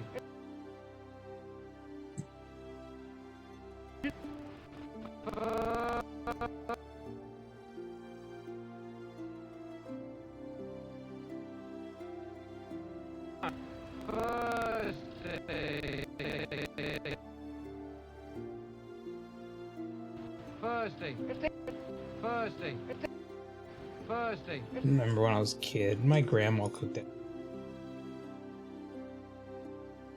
When I was a kid, we did some because we would always save the drippings from bacon, and then they would get like butter and stuff. Well, when's your next run? I mean, that's how they used to do it. That's why lard was so popular in When's baking. your next run? Not because it was necessarily the best for you, but because if you cooked any kind of like bacon, which a lot of people did, then that is what you had was the drippings from that. You're just zooming in on the butt, so I stopped talking about lard. Yeah, I know how to get you distracted. I'm a double butt. Oh, that double butt. That's the thing about this video. Good. Double butt and John Gleeson. Like one of them, this looks like young butt. This definitely looks like old butt. That is old butt. But it's still good butt. I don't know why she's throwing it out. Bad butt. No smooching. When's your next run? You know, to see what the next shot is, though, Michael. Yes, you don't want to do that one though. Who said it was gonna be hard? No, not this one. It's gonna be this one. That's hard. Dunk on the head. This one will be. This one won't be too bad because I think I can just do like a walk animation. I think the hardest part about this one is going to be. Well, I guess Trixie is kind of just hidden. I'll probably have to move Trixie a little bit because, like, she's in this perfect position where you can't see her at all. But that is going to be weird for people. Yeah, I kind of almost want her peeking over and looking at her. Yeah, well, she won't be able to peek because there's really no room for peeking. She would have to be where Zip is. But you know, I'm gonna move her so that you can at least see her through here a little more because right now you can't, and people are gonna be confused. Anyone, you know. Look. Run.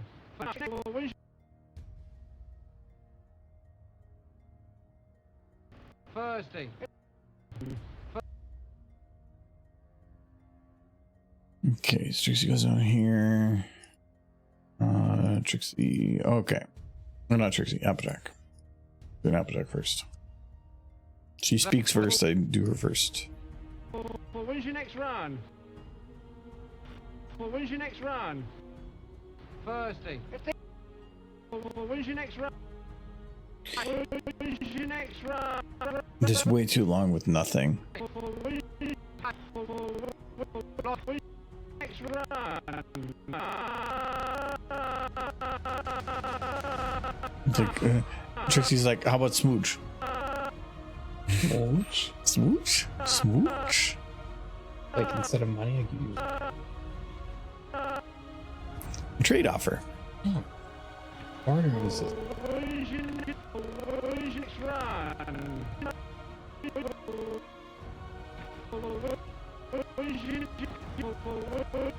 When's your next run? I've asked this before, but I remain curious. Does anybody have? Is there something anybody here wants from a G6? I feel like that's a point of discussion that will remain appealing until it happens. Oh, Kate.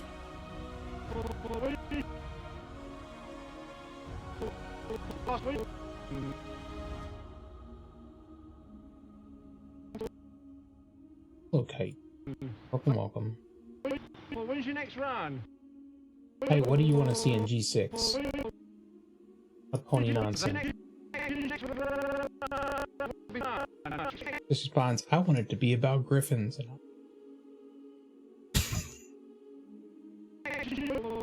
Ain't getting no my little griffins. My little griffins. No. They just want When's some your next money. run? When's your next? Just got out of a movie. Which movie? I want to go see Beale. No. No. What's the whole name? Beetlejuice 2. No. Electric Beetle. It's not called Beetlejuice 2. Beetlejuice 2. Electric Beetle. No, it's called Beetlejuice. Oh, right. But if they make a third movie, then that's a problem. No, that's gonna cause real problems. When's your next run? When's your next run? I heard it's pretty good. Yeah, it's been doing very well. But no, I kind of started yesterday, but apparently the studio that's paying for LL wanted it to go right to streaming, but Tim Burton didn't want it to. It wanted to go to theaters, and because of the increased risk, they gave him $50 million less to make it. And I don't know how much that was directly to Tim Burton or how much was from the movie production. And even with that, they still ended up succeeding with it. Yeah. Understandably, if they think it's higher enough risk, that just go right to streaming because it's guaranteed low risk money. But still, I thought that was funny. A lot of the people worked on it wanted to see that movie made for years. Matt Walsh's movie, around that one. I just like that they kept with the practical effects as much as possible. Yeah, which is good. It's hard these days, money wise. Well, that probably keeps the budget down to a degree. Well, because the CG's cheap. The benefit of CG though is that you can fix anything, just about. So you can make anything work in post as long as you planned it kind of. But practical effects you can't. What you already recorded, what's there is there. So yeah. What's Matt Walsh's movie? I'm not even sure. Is it about Matt Walsh? I have no idea. I don't pay attention to the movies. The most I pay attention to is the local cinema grill, because they have on their front door, they'll put their movies. So they're always way behind because they're cheaper movies. So they're doing The Quiet Place 2 or something.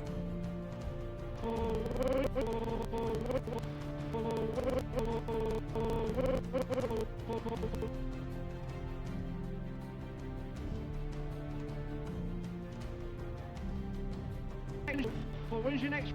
When's your next run? When's your next run? When's your next run? When's your next run?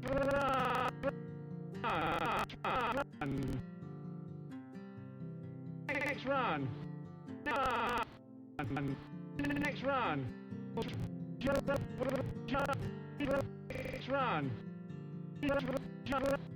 Next run.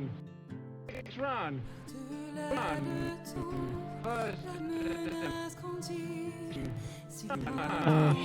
Very much. I like to watch Beetlejuice.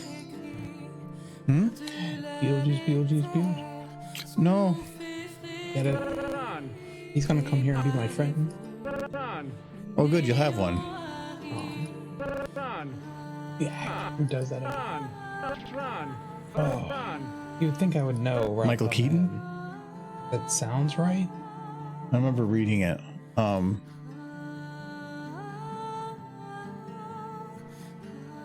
Yeah, that's right there. Now, all the makeup does help hide the fact that he's got much older since the first film.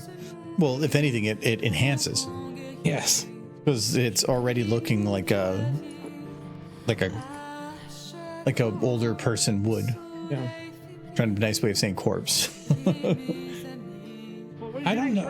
I know very little about the movie. I know a general premise. Well, it's probably better that way. Probably. Have to go see it before it gets spoiled too much. I know if we have a weekend open with everything going on right now, and even if we did, we'd almost want to just take that weekend and rest.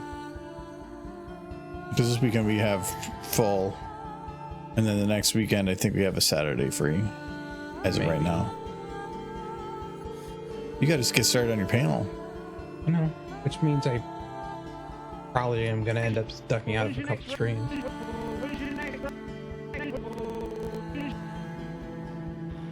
That's what I had to do last time to dedicate that time to making the panel.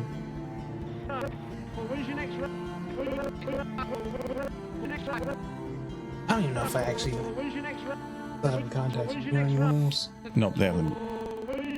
They haven't got to anybody yet. Yeah. Which is pretty normal. Derpy juice, derpy juice? That doesn't sound... No. But it makes a derpy pop up.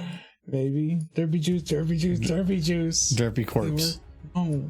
Just suddenly you're outside, it's just sloshing. Like, why are you a monster? You stop this. When's your next round?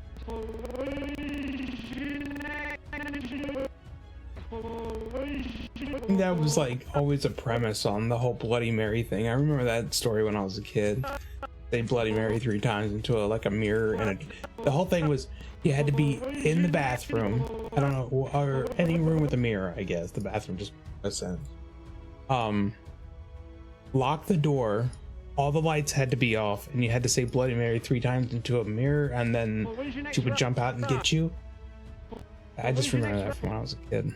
I think I tried it once to see if it spooked myself out.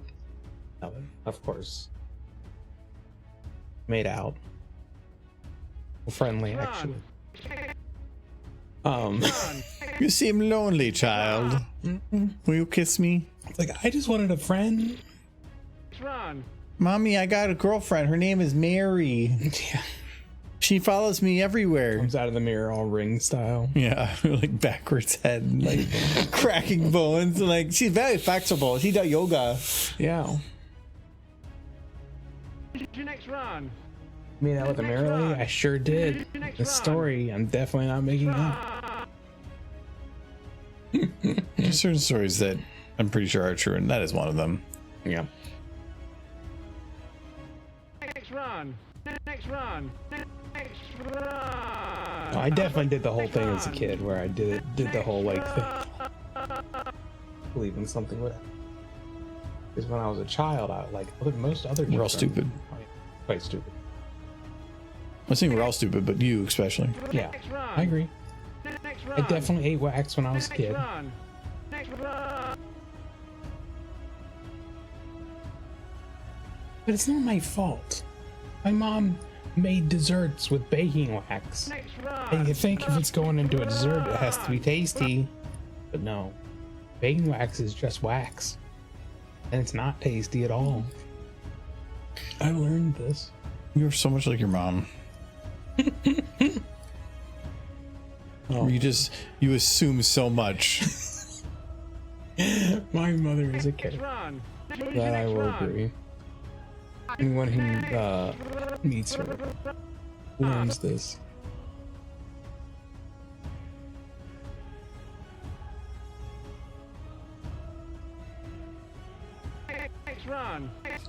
Kind of crazy too. What I meant to say was, he's a character. Next run. Next run. Next run. He's the high score on the pinball. Next run. I don't know that anyone will ever beat that score. My nephew got to like 100-something million. That's good. That's a good game. Yeah, and he only got it within the first few tries. Then he didn't have any luck after that. Yeah. I've played that game a ton of times, and I still don't entirely get how you get for high scores. Like, I get the premise; you just have to chase the objectives. But it seems like there's more to it than just that. He was a little confused by the objectives at first. Mm-hmm. Next run. Next run. Next run. It is actually possible to beat that game of pinball. Any game has a limit. Next run. Well, I mean, if you complete all the objectives, then you get to fight like a final boss. I watched somebody on a YouTube video. Like, So you spoiled it for yourself.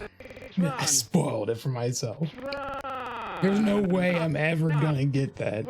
That dude took an hour of a pinball game that he flawlessly played without ever dropping the ball Run. and managed to beat it. Like, how? He's a god. I'm not a god. Next run. Can't do that. I'm lucky to keep it like if I get that 100,000 or 100 million or whatever. That's a good game. I think that dude was hitting like in the 600 million rate, something.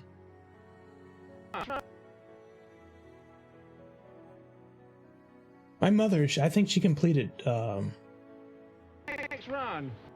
almost 4 objectives before she got. Next run. I think all in all, there's 8 objectives in total, so we nearly got halfway through. Next run. Run. Run. Things. Now I have the song "You're a Good God" up in my head. I'm sorry. Run. I don't know that song, so I'm surprised I got it stuck in your head.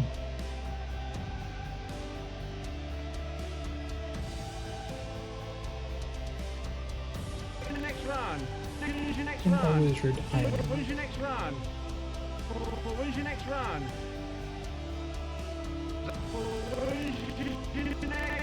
I feel like if I beat that score now, though, before I wanted somebody to beat the score so that I would have something to work towards.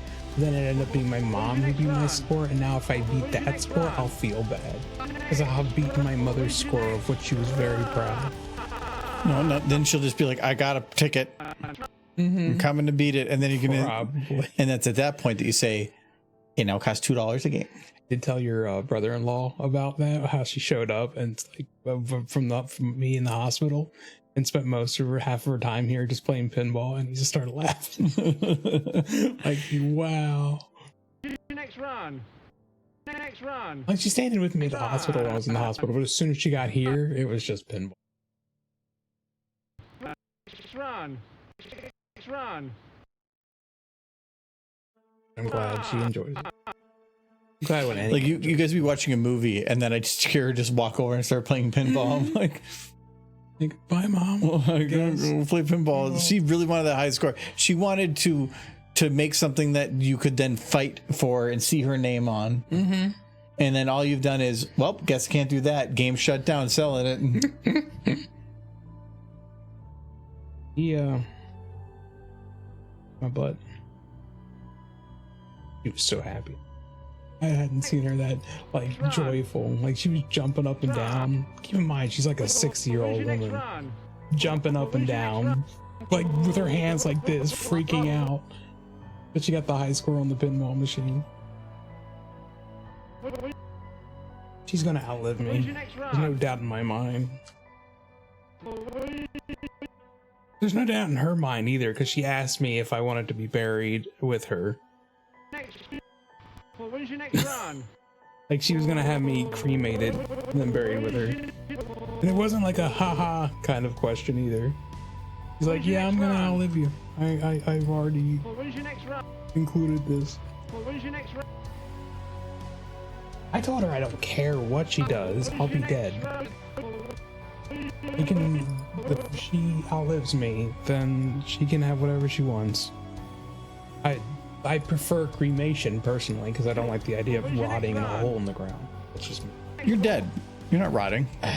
The only reason that I like the idea is that you never know how long something in your brain might maintain some kind of consciousness, and I'd rather not have it last any longer than what would take to just set me on fire. You know, do it right away. Like, the moment I croak, just throw gasoline on it. Freeze my head so I can come back into life, remember? Robot feature. We can always put you in a computer and then put you in that horse AI game. Yes. But then we'll put you in a stallion. Oh. And then they like programmed you to like stallions. That was the thing they did in Doctor Who with River. They loaded her into a computer. When's your next run? I want that. When's your next run? What horse? Well, they did because it was because it wasn't River. River Song. Was that her name? I thought that was the other girl. Okay, no, that was hers. Yeah, because she because you see the end of her life first. Yeah, the first thing you see with her is her Which is like sad because every time you see her after that, it's like you know how she died. Which is funny because the thing that with the anticipation that the first time she meets the doctor is the last time the doctor meets her. That's when she kind of freaks out because when she sees him, and that's the only time she ever sees him as the David Tennant version, and she sees him, it's like, oh, this is the youngest I've ever seen your eyes. And she kind of knew at that moment that was the day she was going to. And there was like three seasons or 4 seasons with the character still popping up. She could pop up forever, technically. Yeah. Because timey-wimey. It's timey-wimey. It can have anything. I do like... But for her, it's, I mean, a life's a life, yes. Like, the last time you see her, I think it's Matt Smith towards his end. And he's like... you see the hologram with Matt Smith. I think she actually spends most of her time with the next doctor. David Capaldi. But Matt Smith sees her as the hologram way later, and he's like, isn't that your wife? And he's like, no, that's just a remnant. It's nothing. Which is a little hurtful because she's fully conscious and can hear him, but she doesn't disagree with him. Like, I know what I am. I'm a copy.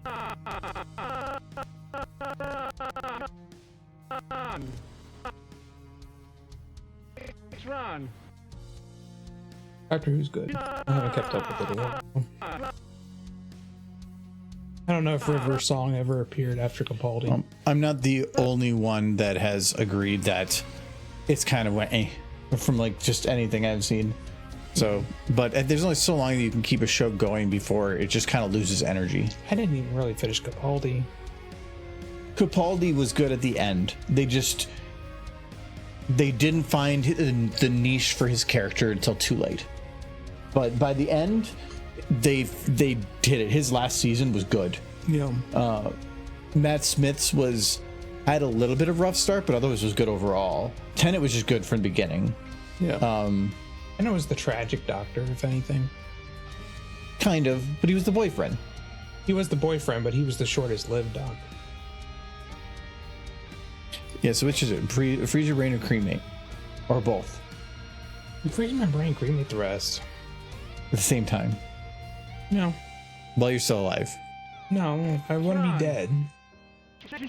No, you didn't specify that. It's already written down. It's in stone. Even if there's an incredibly off chance that I could be resurrected in the distant future. Who would look at all the people that have existed throughout all time and said, yes, that man. Resurrect that man. And you come out, you're like, horse. And then they immediately put you back out. It's like a future where it costs like $10 to resurrect you. Yeah, but you have to be stored for that amount of time. Yeah. That's expensive. Yeah, but you give them all your money and then they just put it into the stock market and it pays for your stay. Yeah, there is a service that does that. Yeah, I know there is. Yeah, so it's like in the 6 digits. Yeah. Gotta keep saving. But it's not even a forever thing, I think. It's your money's gonna keep making money forever. As long as the stock market doesn't collapse. Yeah, but the costs of certain things increase and then they mismanage. And then what do they do with you? Mm-hmm. And then they start selling advertisements. Like I said, it's an incredibly off chance, but there's not a 0% possibility. You'll come out of the Frozen thing awake and you'll be like tattooed with logos of different companies. Like you didn't read the fine print. Let's get some Vegemite tattoos. Future's all about Vegemite. That's the most popular food in the distant future. With this company. I can feel the CEO hearing me say this far off, and he's like, yes, I knew it.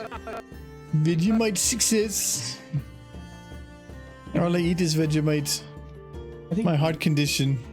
The only reason anybody ate Vegemite is because it was a really good and cheap way to prevent some sort of disease that was rampant among, like, it wasn't so much a disease as it was like a nutrition issue among the poor who didn't get proper diets. I think Kyle said his grandma was still big on eating for that reason.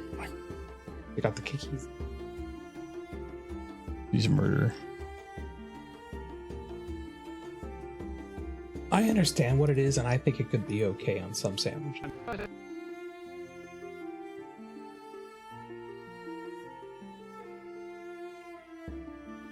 the What's David's version of Hamlet do it? You make Shakespeare understandable.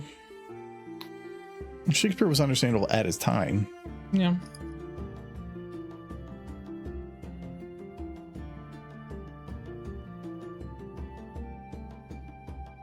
Thirsty. Thirsty. Thirsty. Thirsty. Thirsty.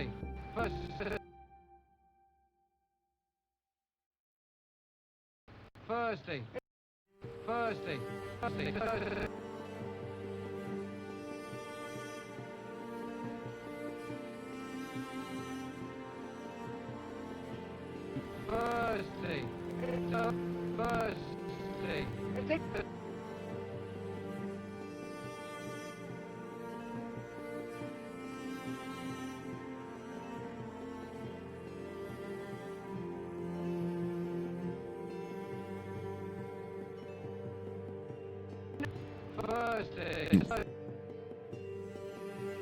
Thirsty. Thirsty.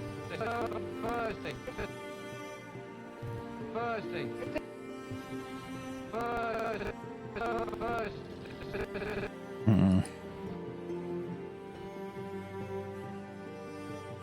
It's not too much. We're actually sat and watching that were. I'm aware of the play and how it plays out. But I get it. It plays out. But I've never actually sat and watched any version of it. I know the cliff note. Same goes for Phantom of the Opera, which I keep meaning to sit down and watch. But I don't think I'd want to watch it alone. I don't think it's a... You don't need to... Watching it's nice, but it's the music that's the important part. Yeah. You can... The whole story you can get from just listening. It's like one of those classic things you got to watch at least once. I just haven't been particularly driven to watch it. But the music's just so good. I believe that. I think if I'd Phantom of the Opera, would be good to see live more than anything. Yeah. That's I think the hardest part is you have to find somebody still doing it. Because I'm sure it makes the rounds every so many years. Because I got to see the New York show before that kind of went away. I think it went away anyway. I've only ever seen one play live, and that was Hamilton. The only one I've ever been to. I think the only professional one I've been to was Phantom of the Opera that I can think of. But it was a lot of fun. Yeah. No, I got to watch Hamilton, but it definitely was like the very back, and it was still like $200 a ticket. But I did get to see it, and I did enjoy it. And I still have the playbook in the closet. Yeah, something like that would keep. Mm-hmm.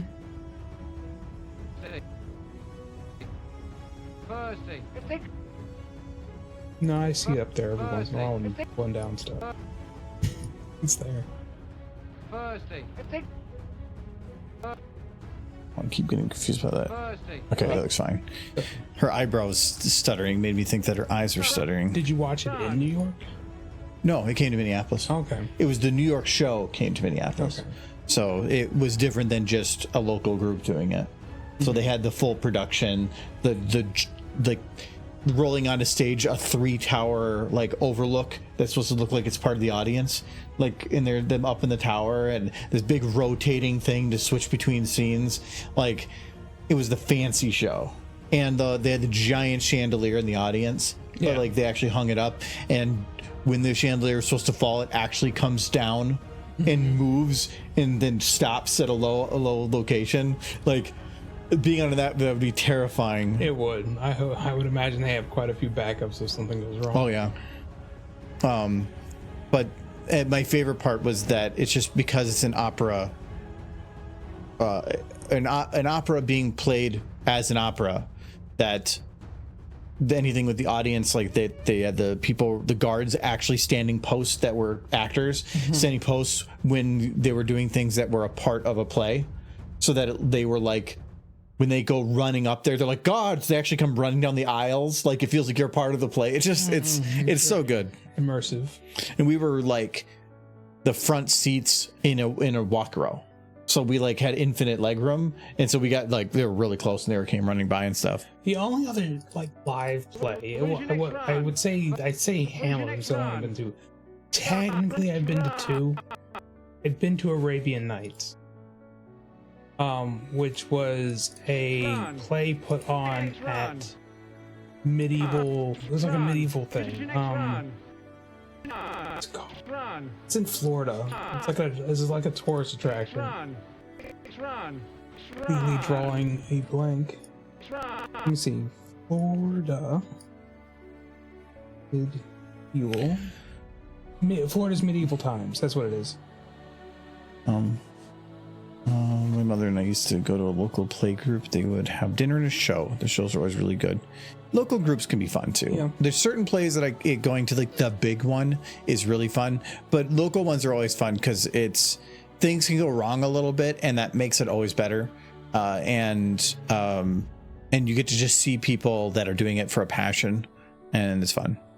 We read Romeo and Juliet in high school. I could read it mostly, but the occasional references to things back then I had to look up. I recommend going to the Brave New Workshop Improv Club during Christmas. I used to go to a comedy club that was right by my old college.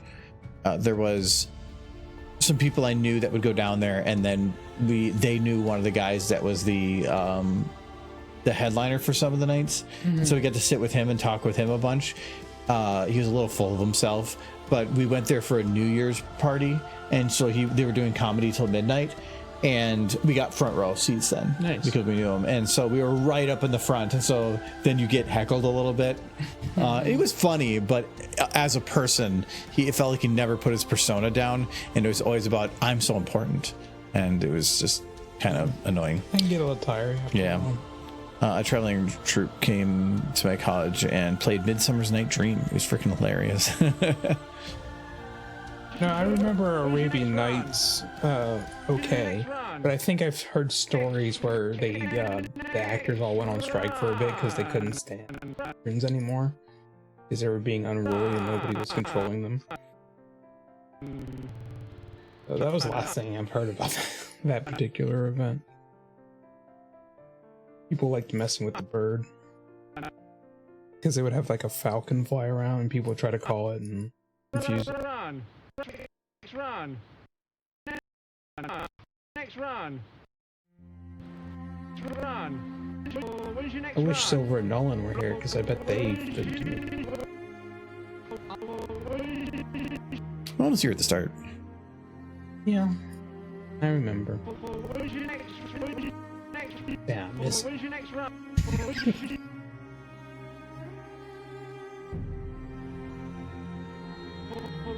Oh, you. It's hello, you boy.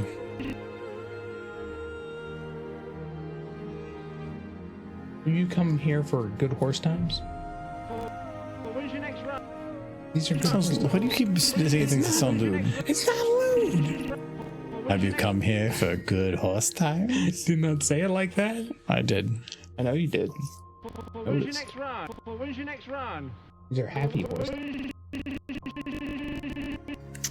No smooching. Nobody talk about smooching. That may be him. I don't know.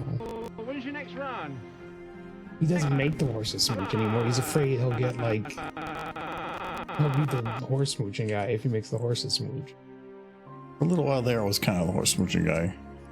Yeah, there's plenty of people out there that you can sign up to their Patreon for a ton of money and get smooching. It's not that kind of smooching. There's lewd smooching and there's just romance smooching. Romance smooching is good. It's a whole genre of entertainment. Romance, and romance is adorable. You can do romance smooching.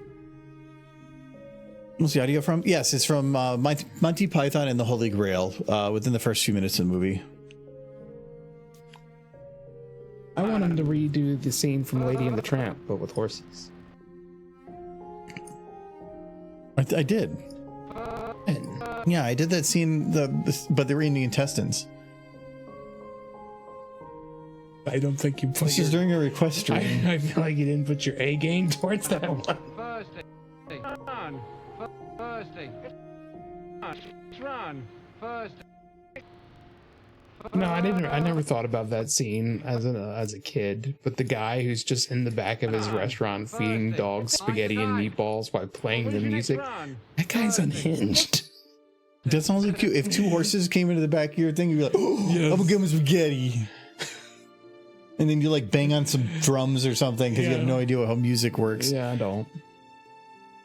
But like, he is the single most unhinged Disney character in all of their films. Run.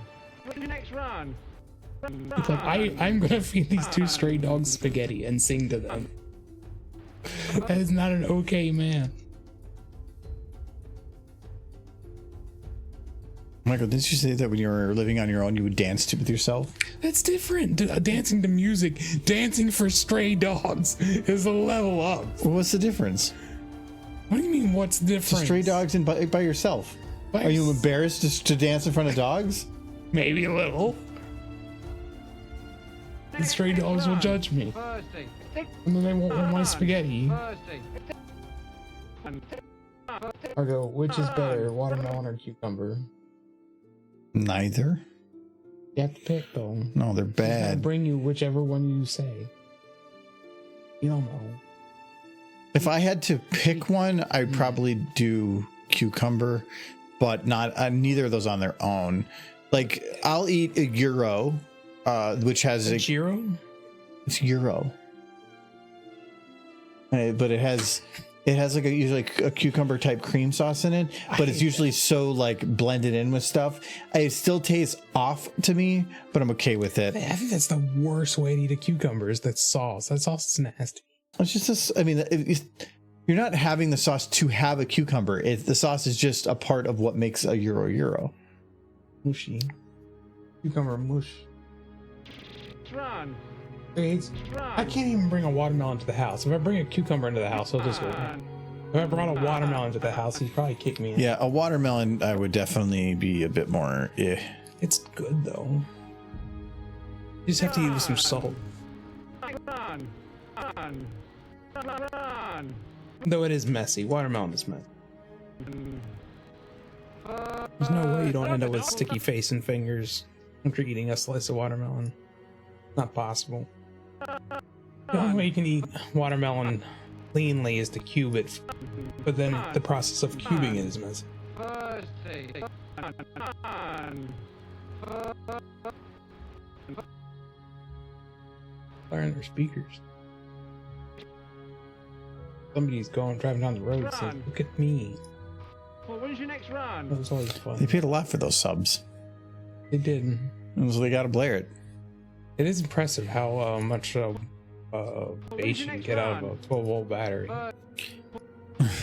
I had a sub in my car in like 2004, 2005. It had an Infinity sound system, but it was only like an 8-inch. It wasn't huge, but it was enough that if I wanted to, I could get the good bass and still have headroom above that so that it always was comfortable. Not like where you're maxing it out or way too low on it.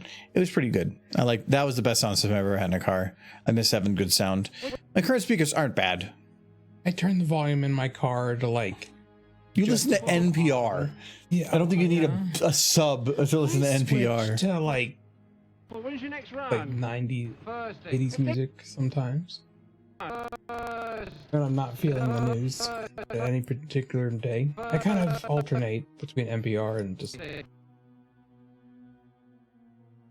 depends if I know there's things going on in the world I want to know more about, Thirsty.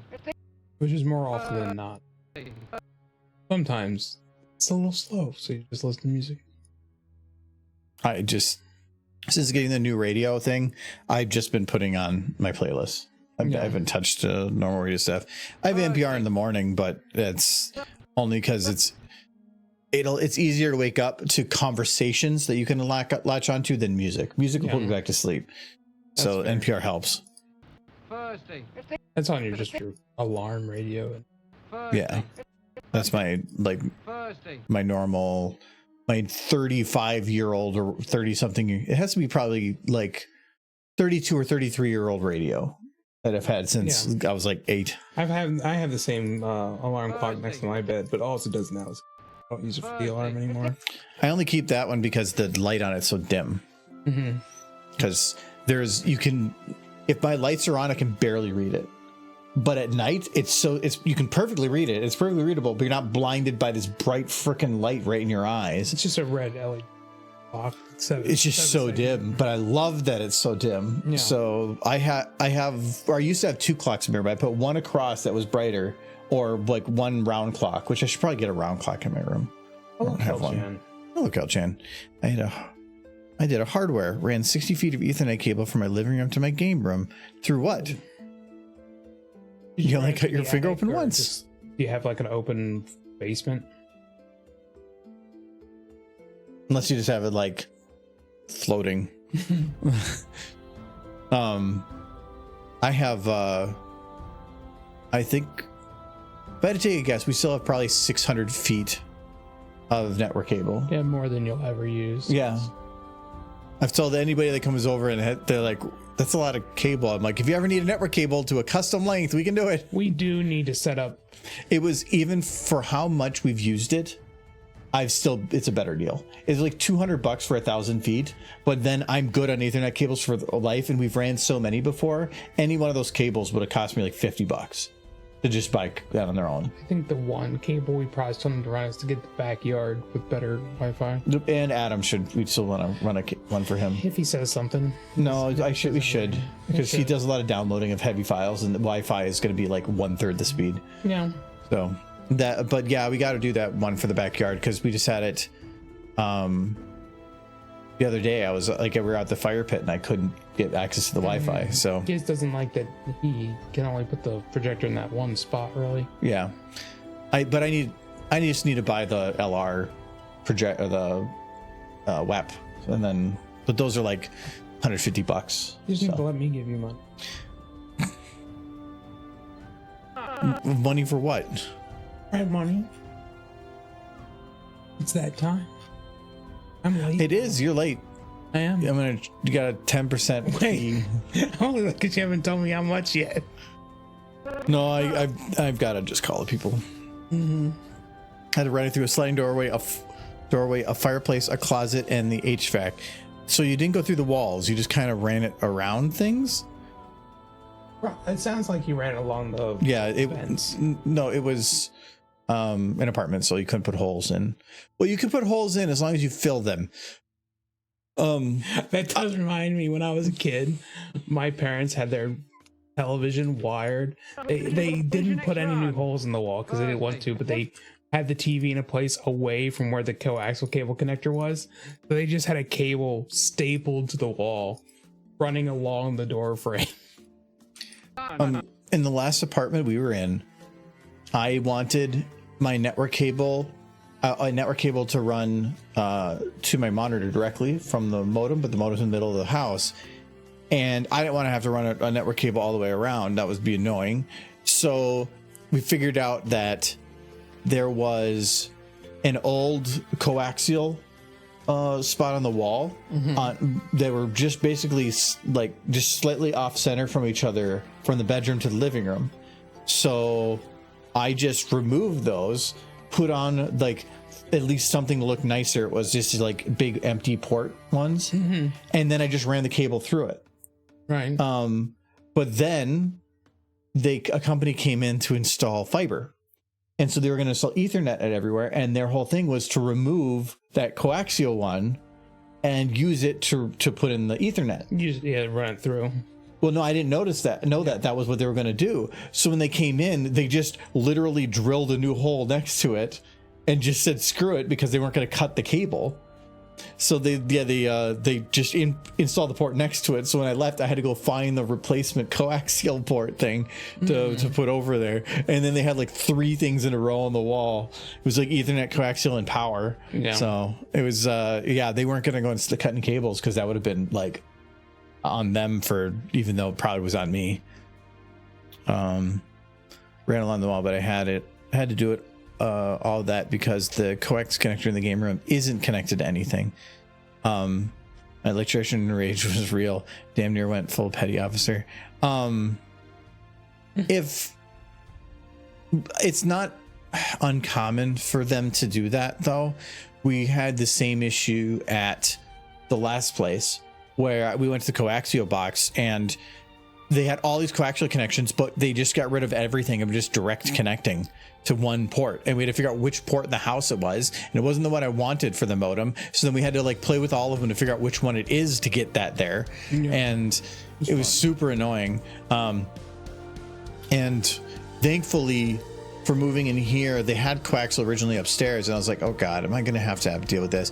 No, we got lucky, and I found that the actual hookup for it was in the basement, and it's exactly where I wanted it to be. Now it doesn't matter because we don't use the coaxial, we had fiber, and when they were doing the fiber, they basically just said, where do you want it? And we got it ran where I wanted it. So now it's nice and easy. And because they had the fancy setup, they said they also uncoiled a bit of wire, not too much because fiber has noise that you have to worry about for super long distances. Especially since you're going from like some super long control box away. But he unraveled some to give me a little bit of flexibility so that if I move anything in the future, I don't have to worry about it being like super tight. He gave me plenty. Those guys are super cool. And the primary issue with fiber is you just can't bend it too much. A 90-degree angle would be bad for fiber. 90-degree, yes, but normally a fiber cable can be pretty thin. So, because there's no noise, you don't have to worry about electromagnetic noise. So a lot of them are just a very thin, like plastic looking thing. So they are very flexible. You can wrap them around pretty good, but don't push on them. Probably don't want to go past 45 degrees. Yeah, so no, you can wrap them pretty good. Just don't put any hard pressure at any specific point. Yeah, because you don't want to crack the thing. But yeah. So they said to be careful with it. I'm like, I know how that works. So I was flexible and I made sure that everything ran nice. So I think I'm gonna do Trixie now.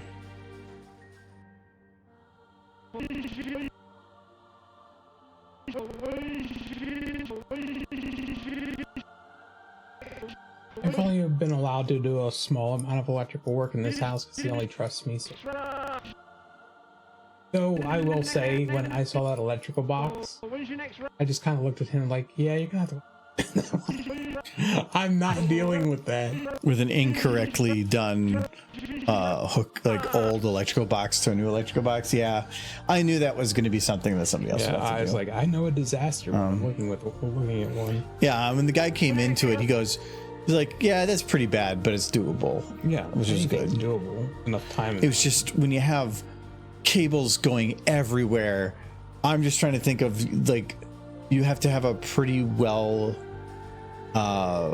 baked in process in your head for keeping it all organized, because it was a spider's web of things, and he's just like, yep, I got it. I'm like, I have no idea what I'm looking at, man. He's got experience. Yeah, when they were done, they showed me it. It would look golden. It was perfect. The only thing that sucks is that you have to keep the box open from the outside, and so he left it open, and then the drywaller put it in, and he put it in so that the box would slide down to come off, but it slides up. So as of right now, if the box needs to open for anything, you can't. Because you're supposed to loosen the screws and then slide it up. But if you try to slide it up, it immediately hits drywall. So technically, I would have to cut part of the drywall off to make it actually slide up. And I'm like, God damn. So I'm hoping I don't have to get in there. I don't see why you would have to get in there. To shreds, you say? Yeah, fiber cables are a pain. If it's kinked, you have to replace the cable. If it's badly kinked, I had that happen. We had a fiber HDMI cable that I had ran to another room, and I think sometime along the line I kinked it or put too much pressure at some point, and it stopped working well.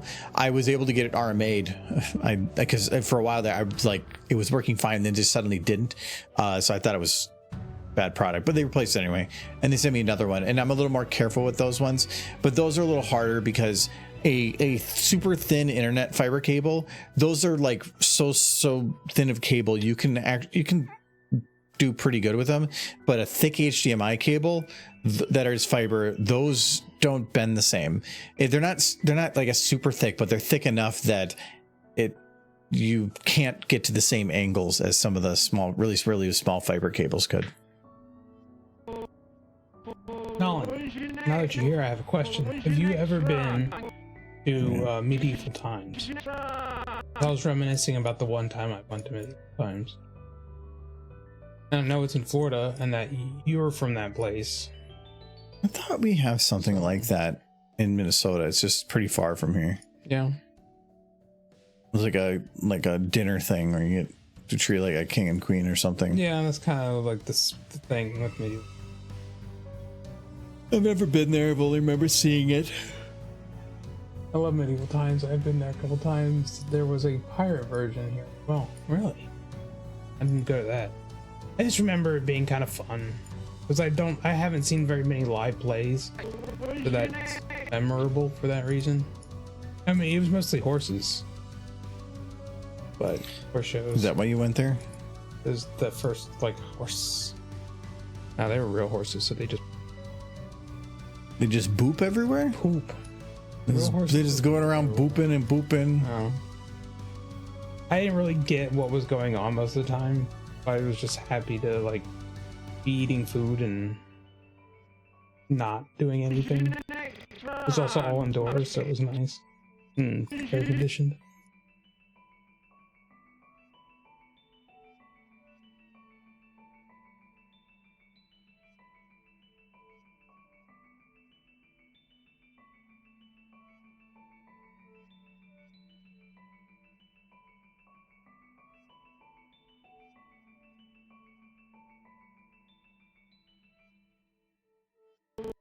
When's your next run?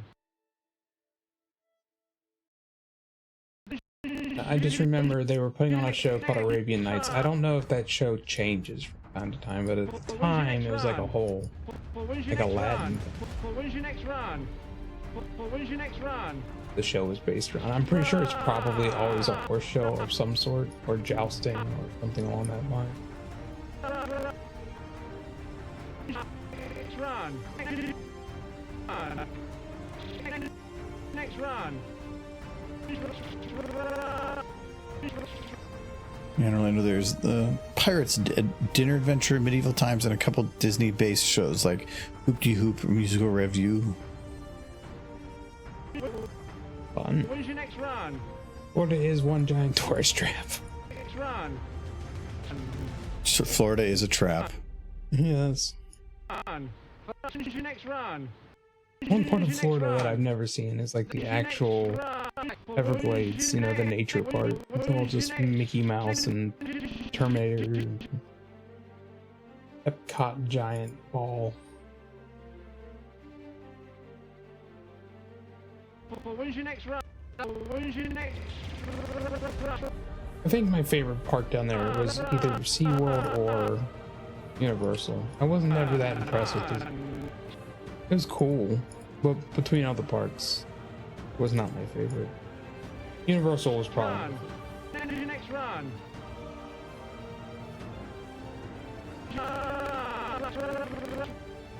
Mosquitoes are the size of birds in the Everglades. I keep one as a pet. Bring it home. Yeah.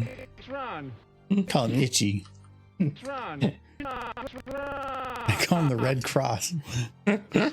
He's here for your donation. When's your next run?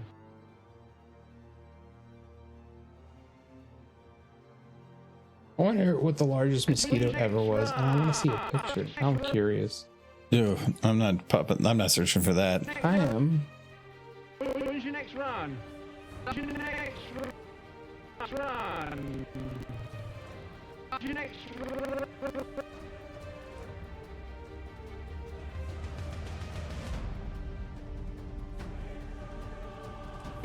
When's your Oh next my run? goodness. When's your next run? Run. That is the size of that man's hand. Hmm? Oh yeah. Okay. I would hate to come across that. Run. That would When's your hurt. next run? Next run.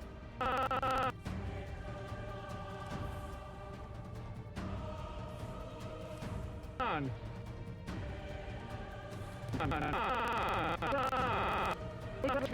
Apparently those aren't that uncommon once they get that big. It's just a certain speed.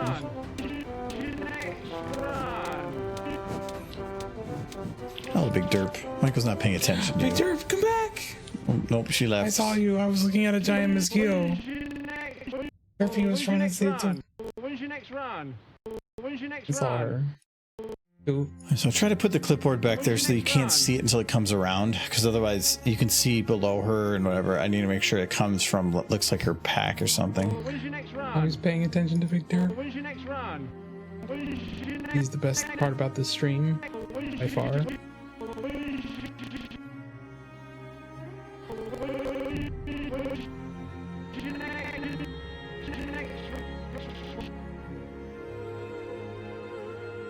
If mosquitoes were that big, around here, I'd be burning those freaking tea torches 24/7. Just Burning tea torches. You'd probably set up turrets. take them down.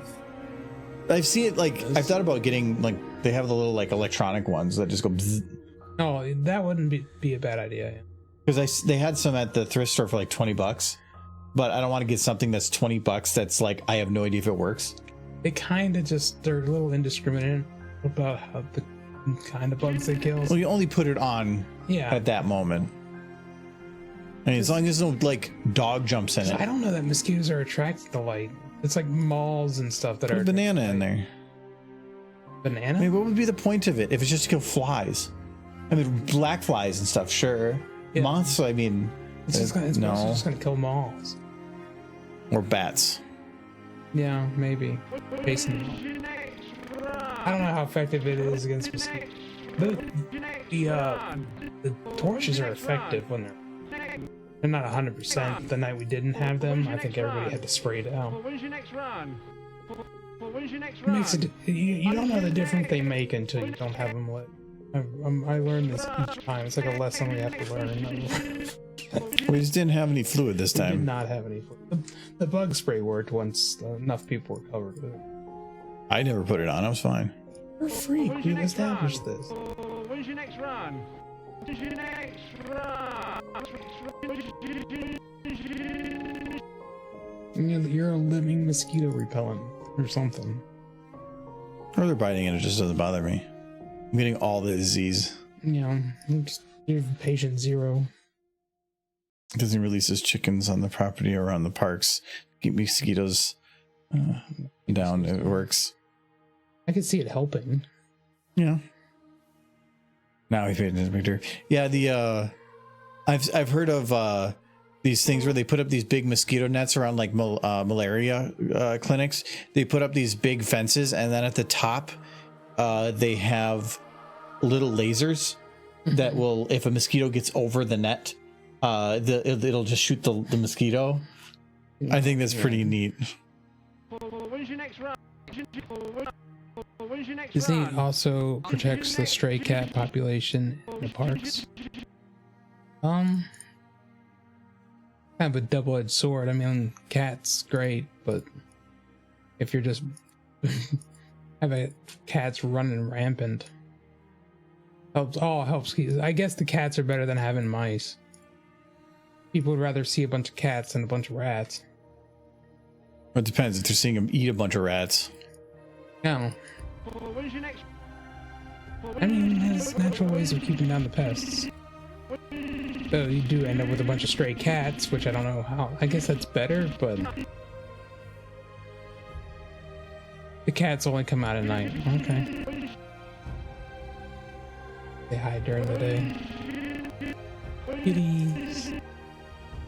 I hope at least they have somebody go out there and check on the health of them time to time.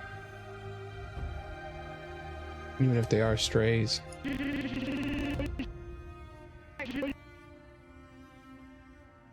I don't think people want to see a bunch of diseased stray cats.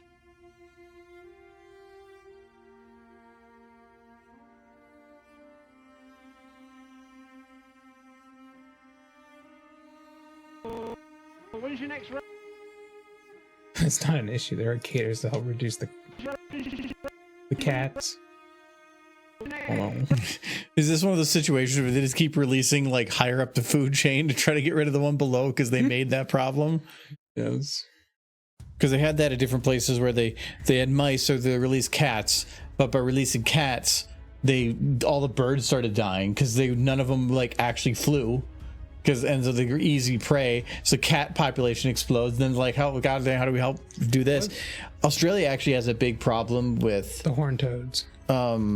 With rats. Yeah. Because they're not meant to be there. Yeah. And so they've eradicated certain cities of all the rats, and then they have groups that have been slowly working out from the cities, trying to get further and further out, trying to get rid of them. And so they have traps everywhere, and so they're trying to clear it out, but it's so hard to do. But most of the big cities have been cleared of it. Yeah, I remember. Oh, rabbits? Maybe I could see that. Rabbits, not rats. When's your next I do run? remember. When's your Like they brought in the horned toads for some reason to help with something, and now they're a problem. Like they tried to solve one problem with another creature, and then the other creature became a problem. Yeah, that's the human way.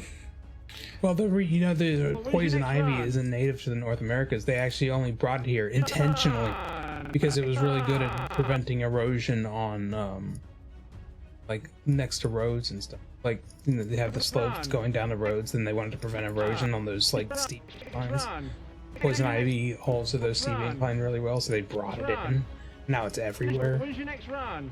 So whoever did that, thanks. Long dead guy. Thanks for that. Now we have poison ivy everywhere. Run. Run. I had to think that wasn't the best idea. I mean, I don't know how many people here have dealt with poison ivy. It's kind of fun. Dealt with a lot of it when I was a kid. Run. Itchy. Run.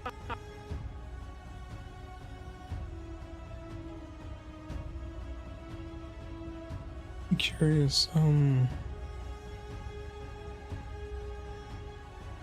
Michael. Why is she sad and a puppet?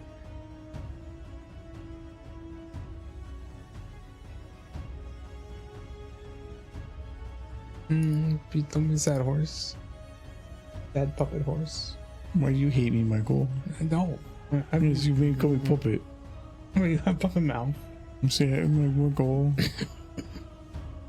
Michael, my face stuck like this. He did this. Look at him. Blame him. Blame the puppet. Why do you hate bastard. children, Michael? What are you, a child? You shouldn't be too thrilled with your child. Your child's throwing you on a cart. She's for love.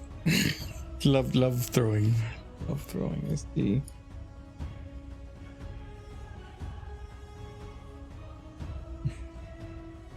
What's he doing? Oh yeah.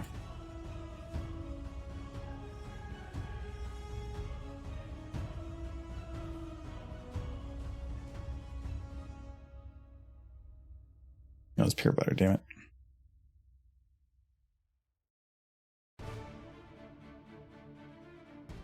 It's not horned toads, it's cane toad. Run. Horned toads are a different thing. Next run. I said Next horned run. When's your next run? They're the problem. Next So, run. Next run. Next run.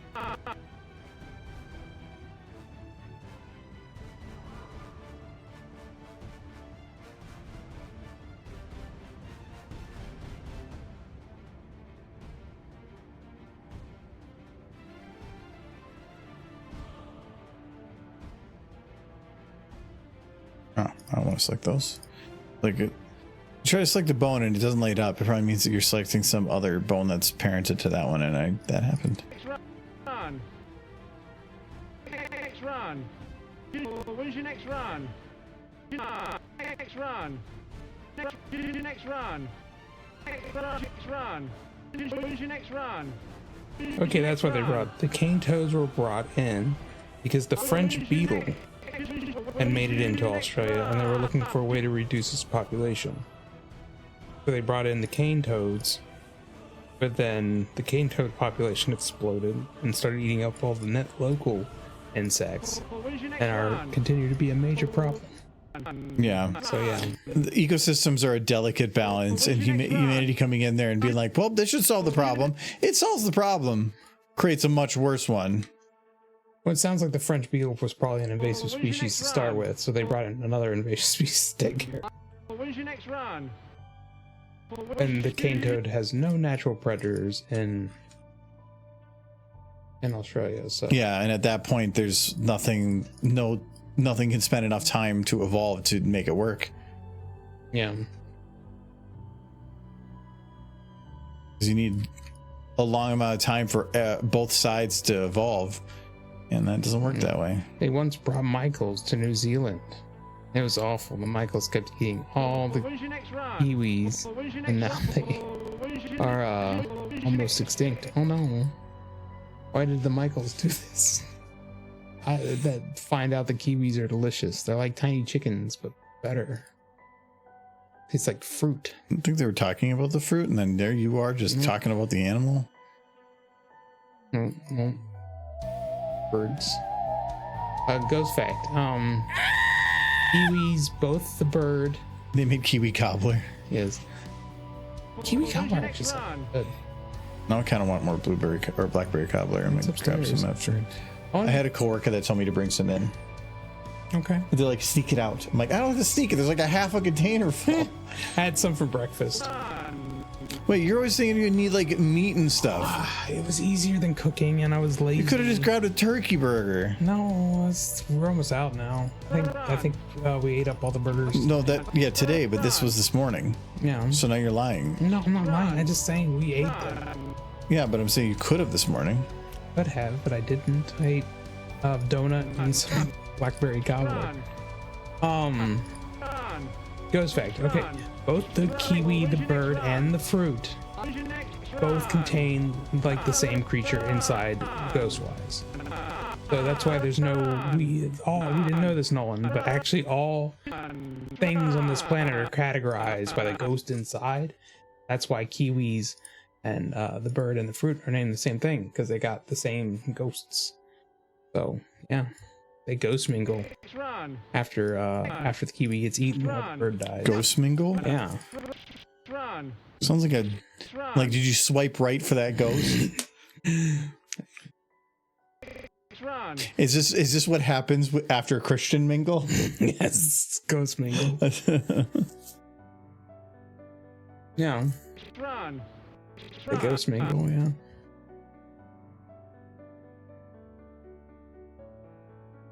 You can make a pie with both the fruit and the bird, yes. I believe these are things that are possible. Pies are very versatile. No smooching. But a kiwi cobbler sounds, any fruit in a cobbler works, but kiwi does sound like it would be good. Kiwi, I think kiwi on its prep. Kiwi on its own, it maybe not. I could see it mixing with some different things, but Kiwi's on its own is pretty good. I don't know about a cobbler though, because it's so much of it in there. I mean, it might be good, but I don't know if it'd be my thing. What would be your favorite cobbler? I like blackberry. As I've gotten older, I've grown to really like blackberry flavors. Just because it's a little tartar, but still pretty sweet. Yeah, something like that. Growing up, I made a lot of cobblers. We had some peach trees outside, so I made a lot of peach cobblers. But you don't like peach, so that probably doesn't really appeal to you. But peach cobbler was a great way to use up all the peaches, because people didn't always want to eat peaches. They'd eat a peach cobbler.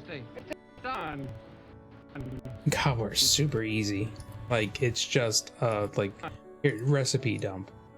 3/4 stick butter, cup of flour, cup of sugar, cup of milk, and what the fruit of your choice. Can of fruit. Boom. That's it. Yeah, it's just blueberry favorite pastries. Blueberry's fine too, but blackberry, there's just something about it. It's not a super sweet fruit. I've grown to really like tartar fruits, for blackberries. The only problem is it's very seedy, but you just kind of like, I don't know, poop it out later and make trees. Raspberry cobbler. That'd be pretty good. Yeah, but that'd probably be even more seeds. Yeah. But yeah, There's some fruits that wouldn't work. Like grapes. Grapes would not work in a cobbler.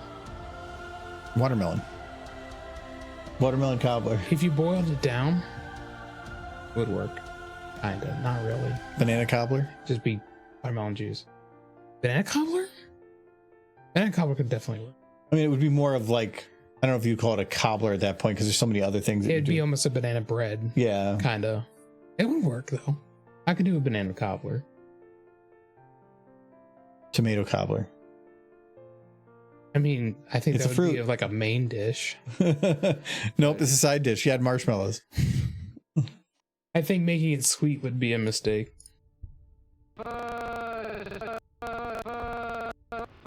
Banana pudding cobbler? Yeah. That's essentially what it would be once it finished. It'd be Celery like a cobbler. banana bread pudding. Celery is not a fruit. Trying to think of like a fruit that would make you go no. Well, watermelon probably is a pretty big no. I agree. Grapefruit. Any kind of citrus really wouldn't work. Like you couldn't do an orange cobbler. I'm trying to think of what would be another Like a lemon cobbler would just be like might be good, but it wouldn't really be a cobbler. muskmelon cobbler. What the heck's a muskmelon? Muskmelon. I don't know what a muskmelon is. I think cantaloupe would kind of work, or a honeydew melon. It's muskmelon. That's a cantaloupe. It's a muskmelon versus cantaloupe. What's the difference? What is the difference? Because that looks like a cantaloupe. Those are two cantaloupes. Muskmelon is a sweet, flavorful fruit. Okay. Muskmelon, also known as a species of melon that belongs to the gourd family. The term cantaloupe refers to two varieties of muskmelon. So It's cantaloupe. no, it says it refers to two varieties of muskmelon, which means muskmelon is the parent. Cantaloupe is the sub. It's a cantaloupe. No, this is a hot dish situation I don't want to here. hear any more of your weird Minnesota crap. Like either this is one of those like hot dish casserole situations, and now you're saying the hot dish is No one correct. agrees. That is a cantaloupe. This is a new weird Minnesota word. This is Healthline. Muskmelon. I don't. Who the heck is Healthline? This is the first. You're just like it has health in the name. That is a cantaloupe, sir. This is now we're looking at the Britannica. We have to go to freaking England to figure out what the heck he's talking about. That is a cantaloupe. Muskmelons are among the most important commercial.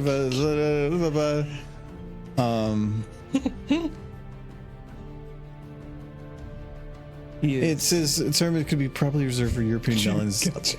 on the of the Cantaloupensis group, whatever that means. It sounds lewd. Yeah, it does. You can keep looking at cantaloupes if you want. Because we need to figure this out No, now. we did figure it out. You're crazy. Cantaloupe is a type of muskmelon. So it's a cantaloupe. Cantaloupe is a type of muskmelon. Muskmelon is the parent. Honeydew melons are a different kind of melon. So they're all muskmelons. But that's a Yes. ton of different things. Like a honeydew melon and a cantaloupe are two different things. Maybe they're both muskmelons. No, yeah. Muskmelon is not very descriptive. No, of what that is. then a hot dish is a That legitimate dish. is a cantaloupe. You are literally Honeydew just or taking the hot green. dish route here. This is not the hot dish route. Yeah, it is. You're taking the sub and saying that that's the They're main. different colors. Different fruits. Michael's mind is blown. Watch out. Yeah, I know. No, my mind isn't blown. He basically said, "This is fruit," and you're like, "Yeah, I know, but there are you're- multiple kinds of fruit. I know, and I've said that with casseroles and hot dishes. You said no, it's a casserole. It's the same thing." Well, then cantaloupe and a muskmelon are the same A thing. muskmelon They're the same can thing. be a cantaloupe, but not every muskmelon is a cantaloupe. Yeah, which means that no. Yes. It's they are the muskmelon is the if you say muskmelon, it covers everything. It's like Yeah. saying a bus and a car. So It covers both cantaloupe and honeydew, which are two very different melons. Thirsty. You're wrong. Thirsty. I'm wrong. I'm not wrong. You're incorrect, sir. The whole internet, everything. The Britannica is You're wrong. basically saying this is bread, and I'm saying this is wheat. This is sourdough. There are different types of bread. You're like, yes, bread. That is a hot dish.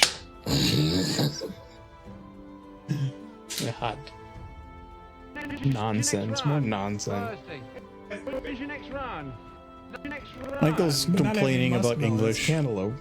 Complain about English. What's show him a picture. All right, show me a picture. I'll be the one to. What is What that? is this? What is that? Like, that's melon, isn't it? What kind of melon? Dahlia melon. No. Like, what would you call this if you saw it in a store? If I saw that at a store, probably a cantaloupe. There you go. Yeah, but I said it was a muskmelon. He says, "What is a muskmelon?" And a muskmelon is the parent of a cantaloupe. Have you ever heard the term Never heard of muskmelon? muskmelon. Yeah, it doesn't exist. Well, sorry. you guys just aren't cultured. Motherfucker, how many continents have you been to? Well, apparently I know what a muskmelon is. No, you don't know what it is. Yeah, I know what a muskmelon is. It's called Elon. Uh-huh. What? Elon Muskmelon? I got it. I got it. I just didn't want to because it was so bad. Well, that's fine. No, because this is another weird Minnesota thing. Minnesota is weird. It's not just. I think it is a It's not just. thing. Yeah, but muskmelon is the parent of a cantaloupe, and he says it's cantaloupe, which is the sub. But then when I call something a hot dish compared to a casserole, he says no, the sub doesn't make sense. You have to use the parent. No, So when I'm trying to figure out where this goes. No, that is not fair. Because your hot dish is and always is just a casserole. But a muskmelon can be a cantaloupe. But you're saying or a it's. honeydew melon. I don't consider the hot dish a casserole. I think it's just a hot You've dish. been here too But long. you're considering it weird when I say it's a muskmelon.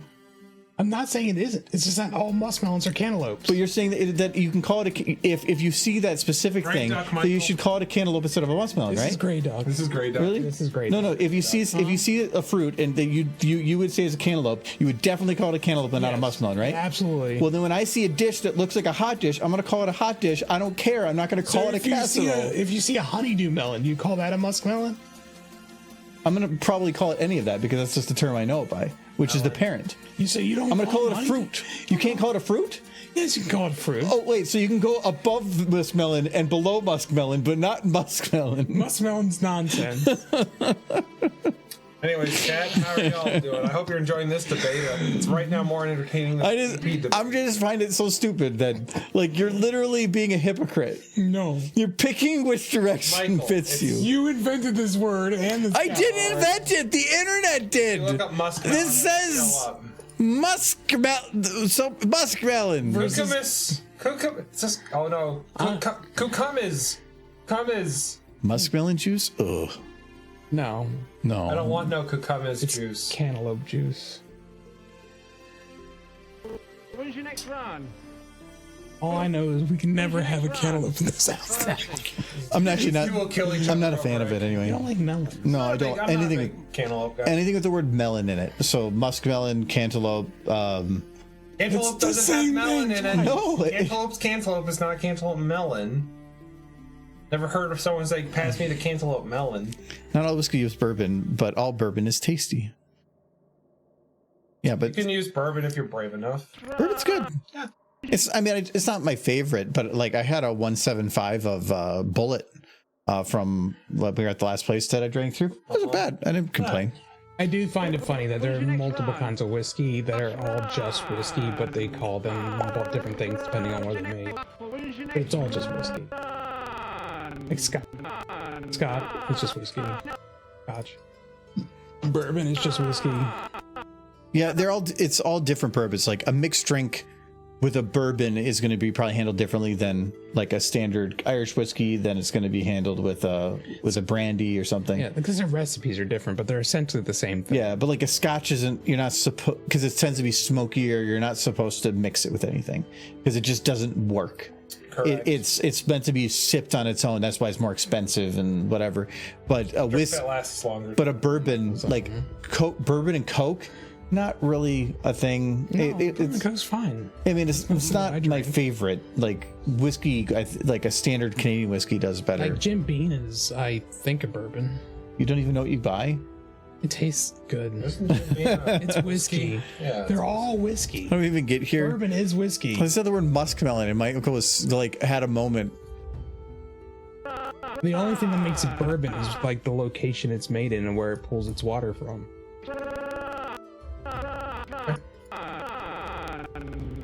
Wild turkey's a bourbon, but it's just like the lowest, like cheapest bourbon. Look, Michael, horse.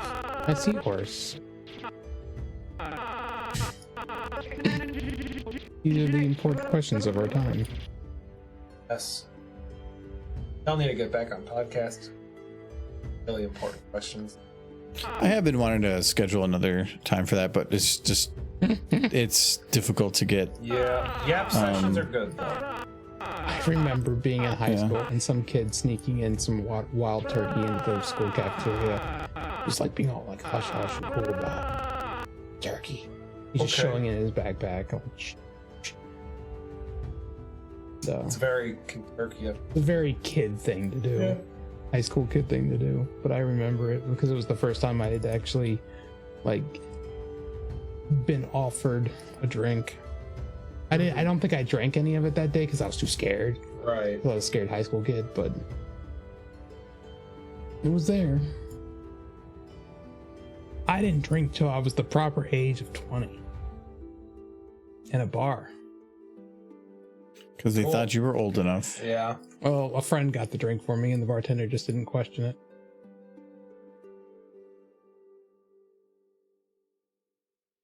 I mean, they technically didn't serve you.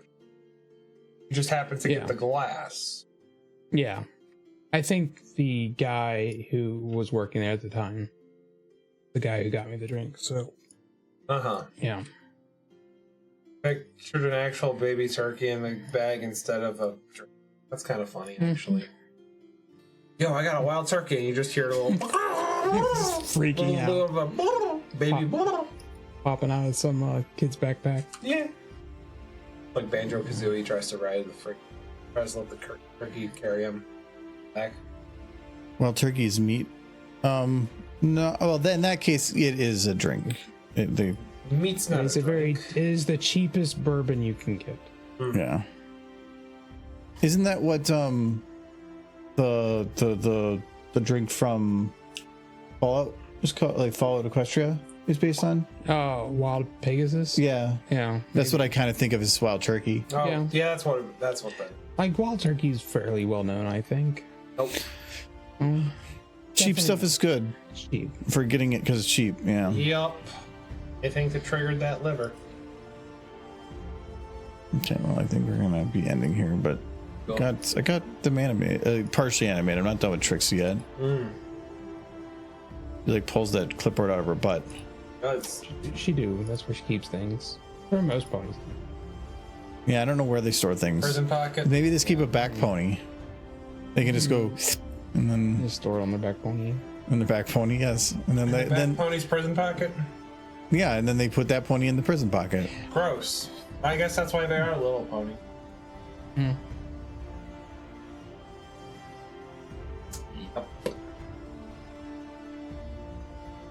Weird things we searched for today. Who's on right Staring now? at cantaloupes, debating. Or, Not Don't worry. Who won? I'm pretty Who sure do you it was want on. to see next on I the did. debates? We haven't done Paleo in a while. Oh, he's playing the new Zelda game, Echoes of Wisdom. Oh yeah, that's a new yeah, one. sure. I guess we haven't done Pale in a bit, even if he's Yeah. the Vaporeon OC. Is that a Vaporeon? Kind of. It's Vaporeon. It's enough Vaporeon-esque. Like Pal World Vaporeon. Well, this definitely does feel like a little bit of a comparative Breath of the Wild, a little bit of a step back. But I mean, if it's fun, it's fun. It's based off of the art style from the 3DS that they were doing for a while. It looks similar engine. It's great though. Are you drinking wine? Oh Is it grape juice? no, Why does it smell like wine? it's not wine. You having a stroke again? Yeah. Oh, that's a good stroke. Oh no! Now that they can't see anything, please don't say that. No, I'm fit as a fiddle. Right as rain. Look at that horse. He's beating her head against that drum. Oh yeah. How did I he started. I didn't say whatever he said for the freaking cantaloupe name. I didn't know what the heck he was talking about. Big Derp in the concert. Big Zerp. venue. How'd she get there? Get her off stage. She licked that Cheez-Its. She want that dust. Thank you, Little Pisudio, for the sub, and thank you to Kelchan, Sunset, and I think Sartor was here for a bit for moderating. I know I saw Sunset made a destruction of a bot. Good. That's the romance video. You have Cheez-It Dash and Derpy really wants that Cheez-It dust. Derpy just wants to off of her face. No, she wants to lick the cheese. Oh, that sounds like a fetish. No, it's romantic. It's not romantic. It's she's hungry. Feed her. Lights and $3 candles. romance novel. Yes. She licked the Cheez-It dust off of her cheek. Off of her hooves. Oh, no, see, that is fetish. Why is it? She's why is it licking her hooves. Okay, why is it different than a mouth? Oh, anyways, I gotta go. Bye bye.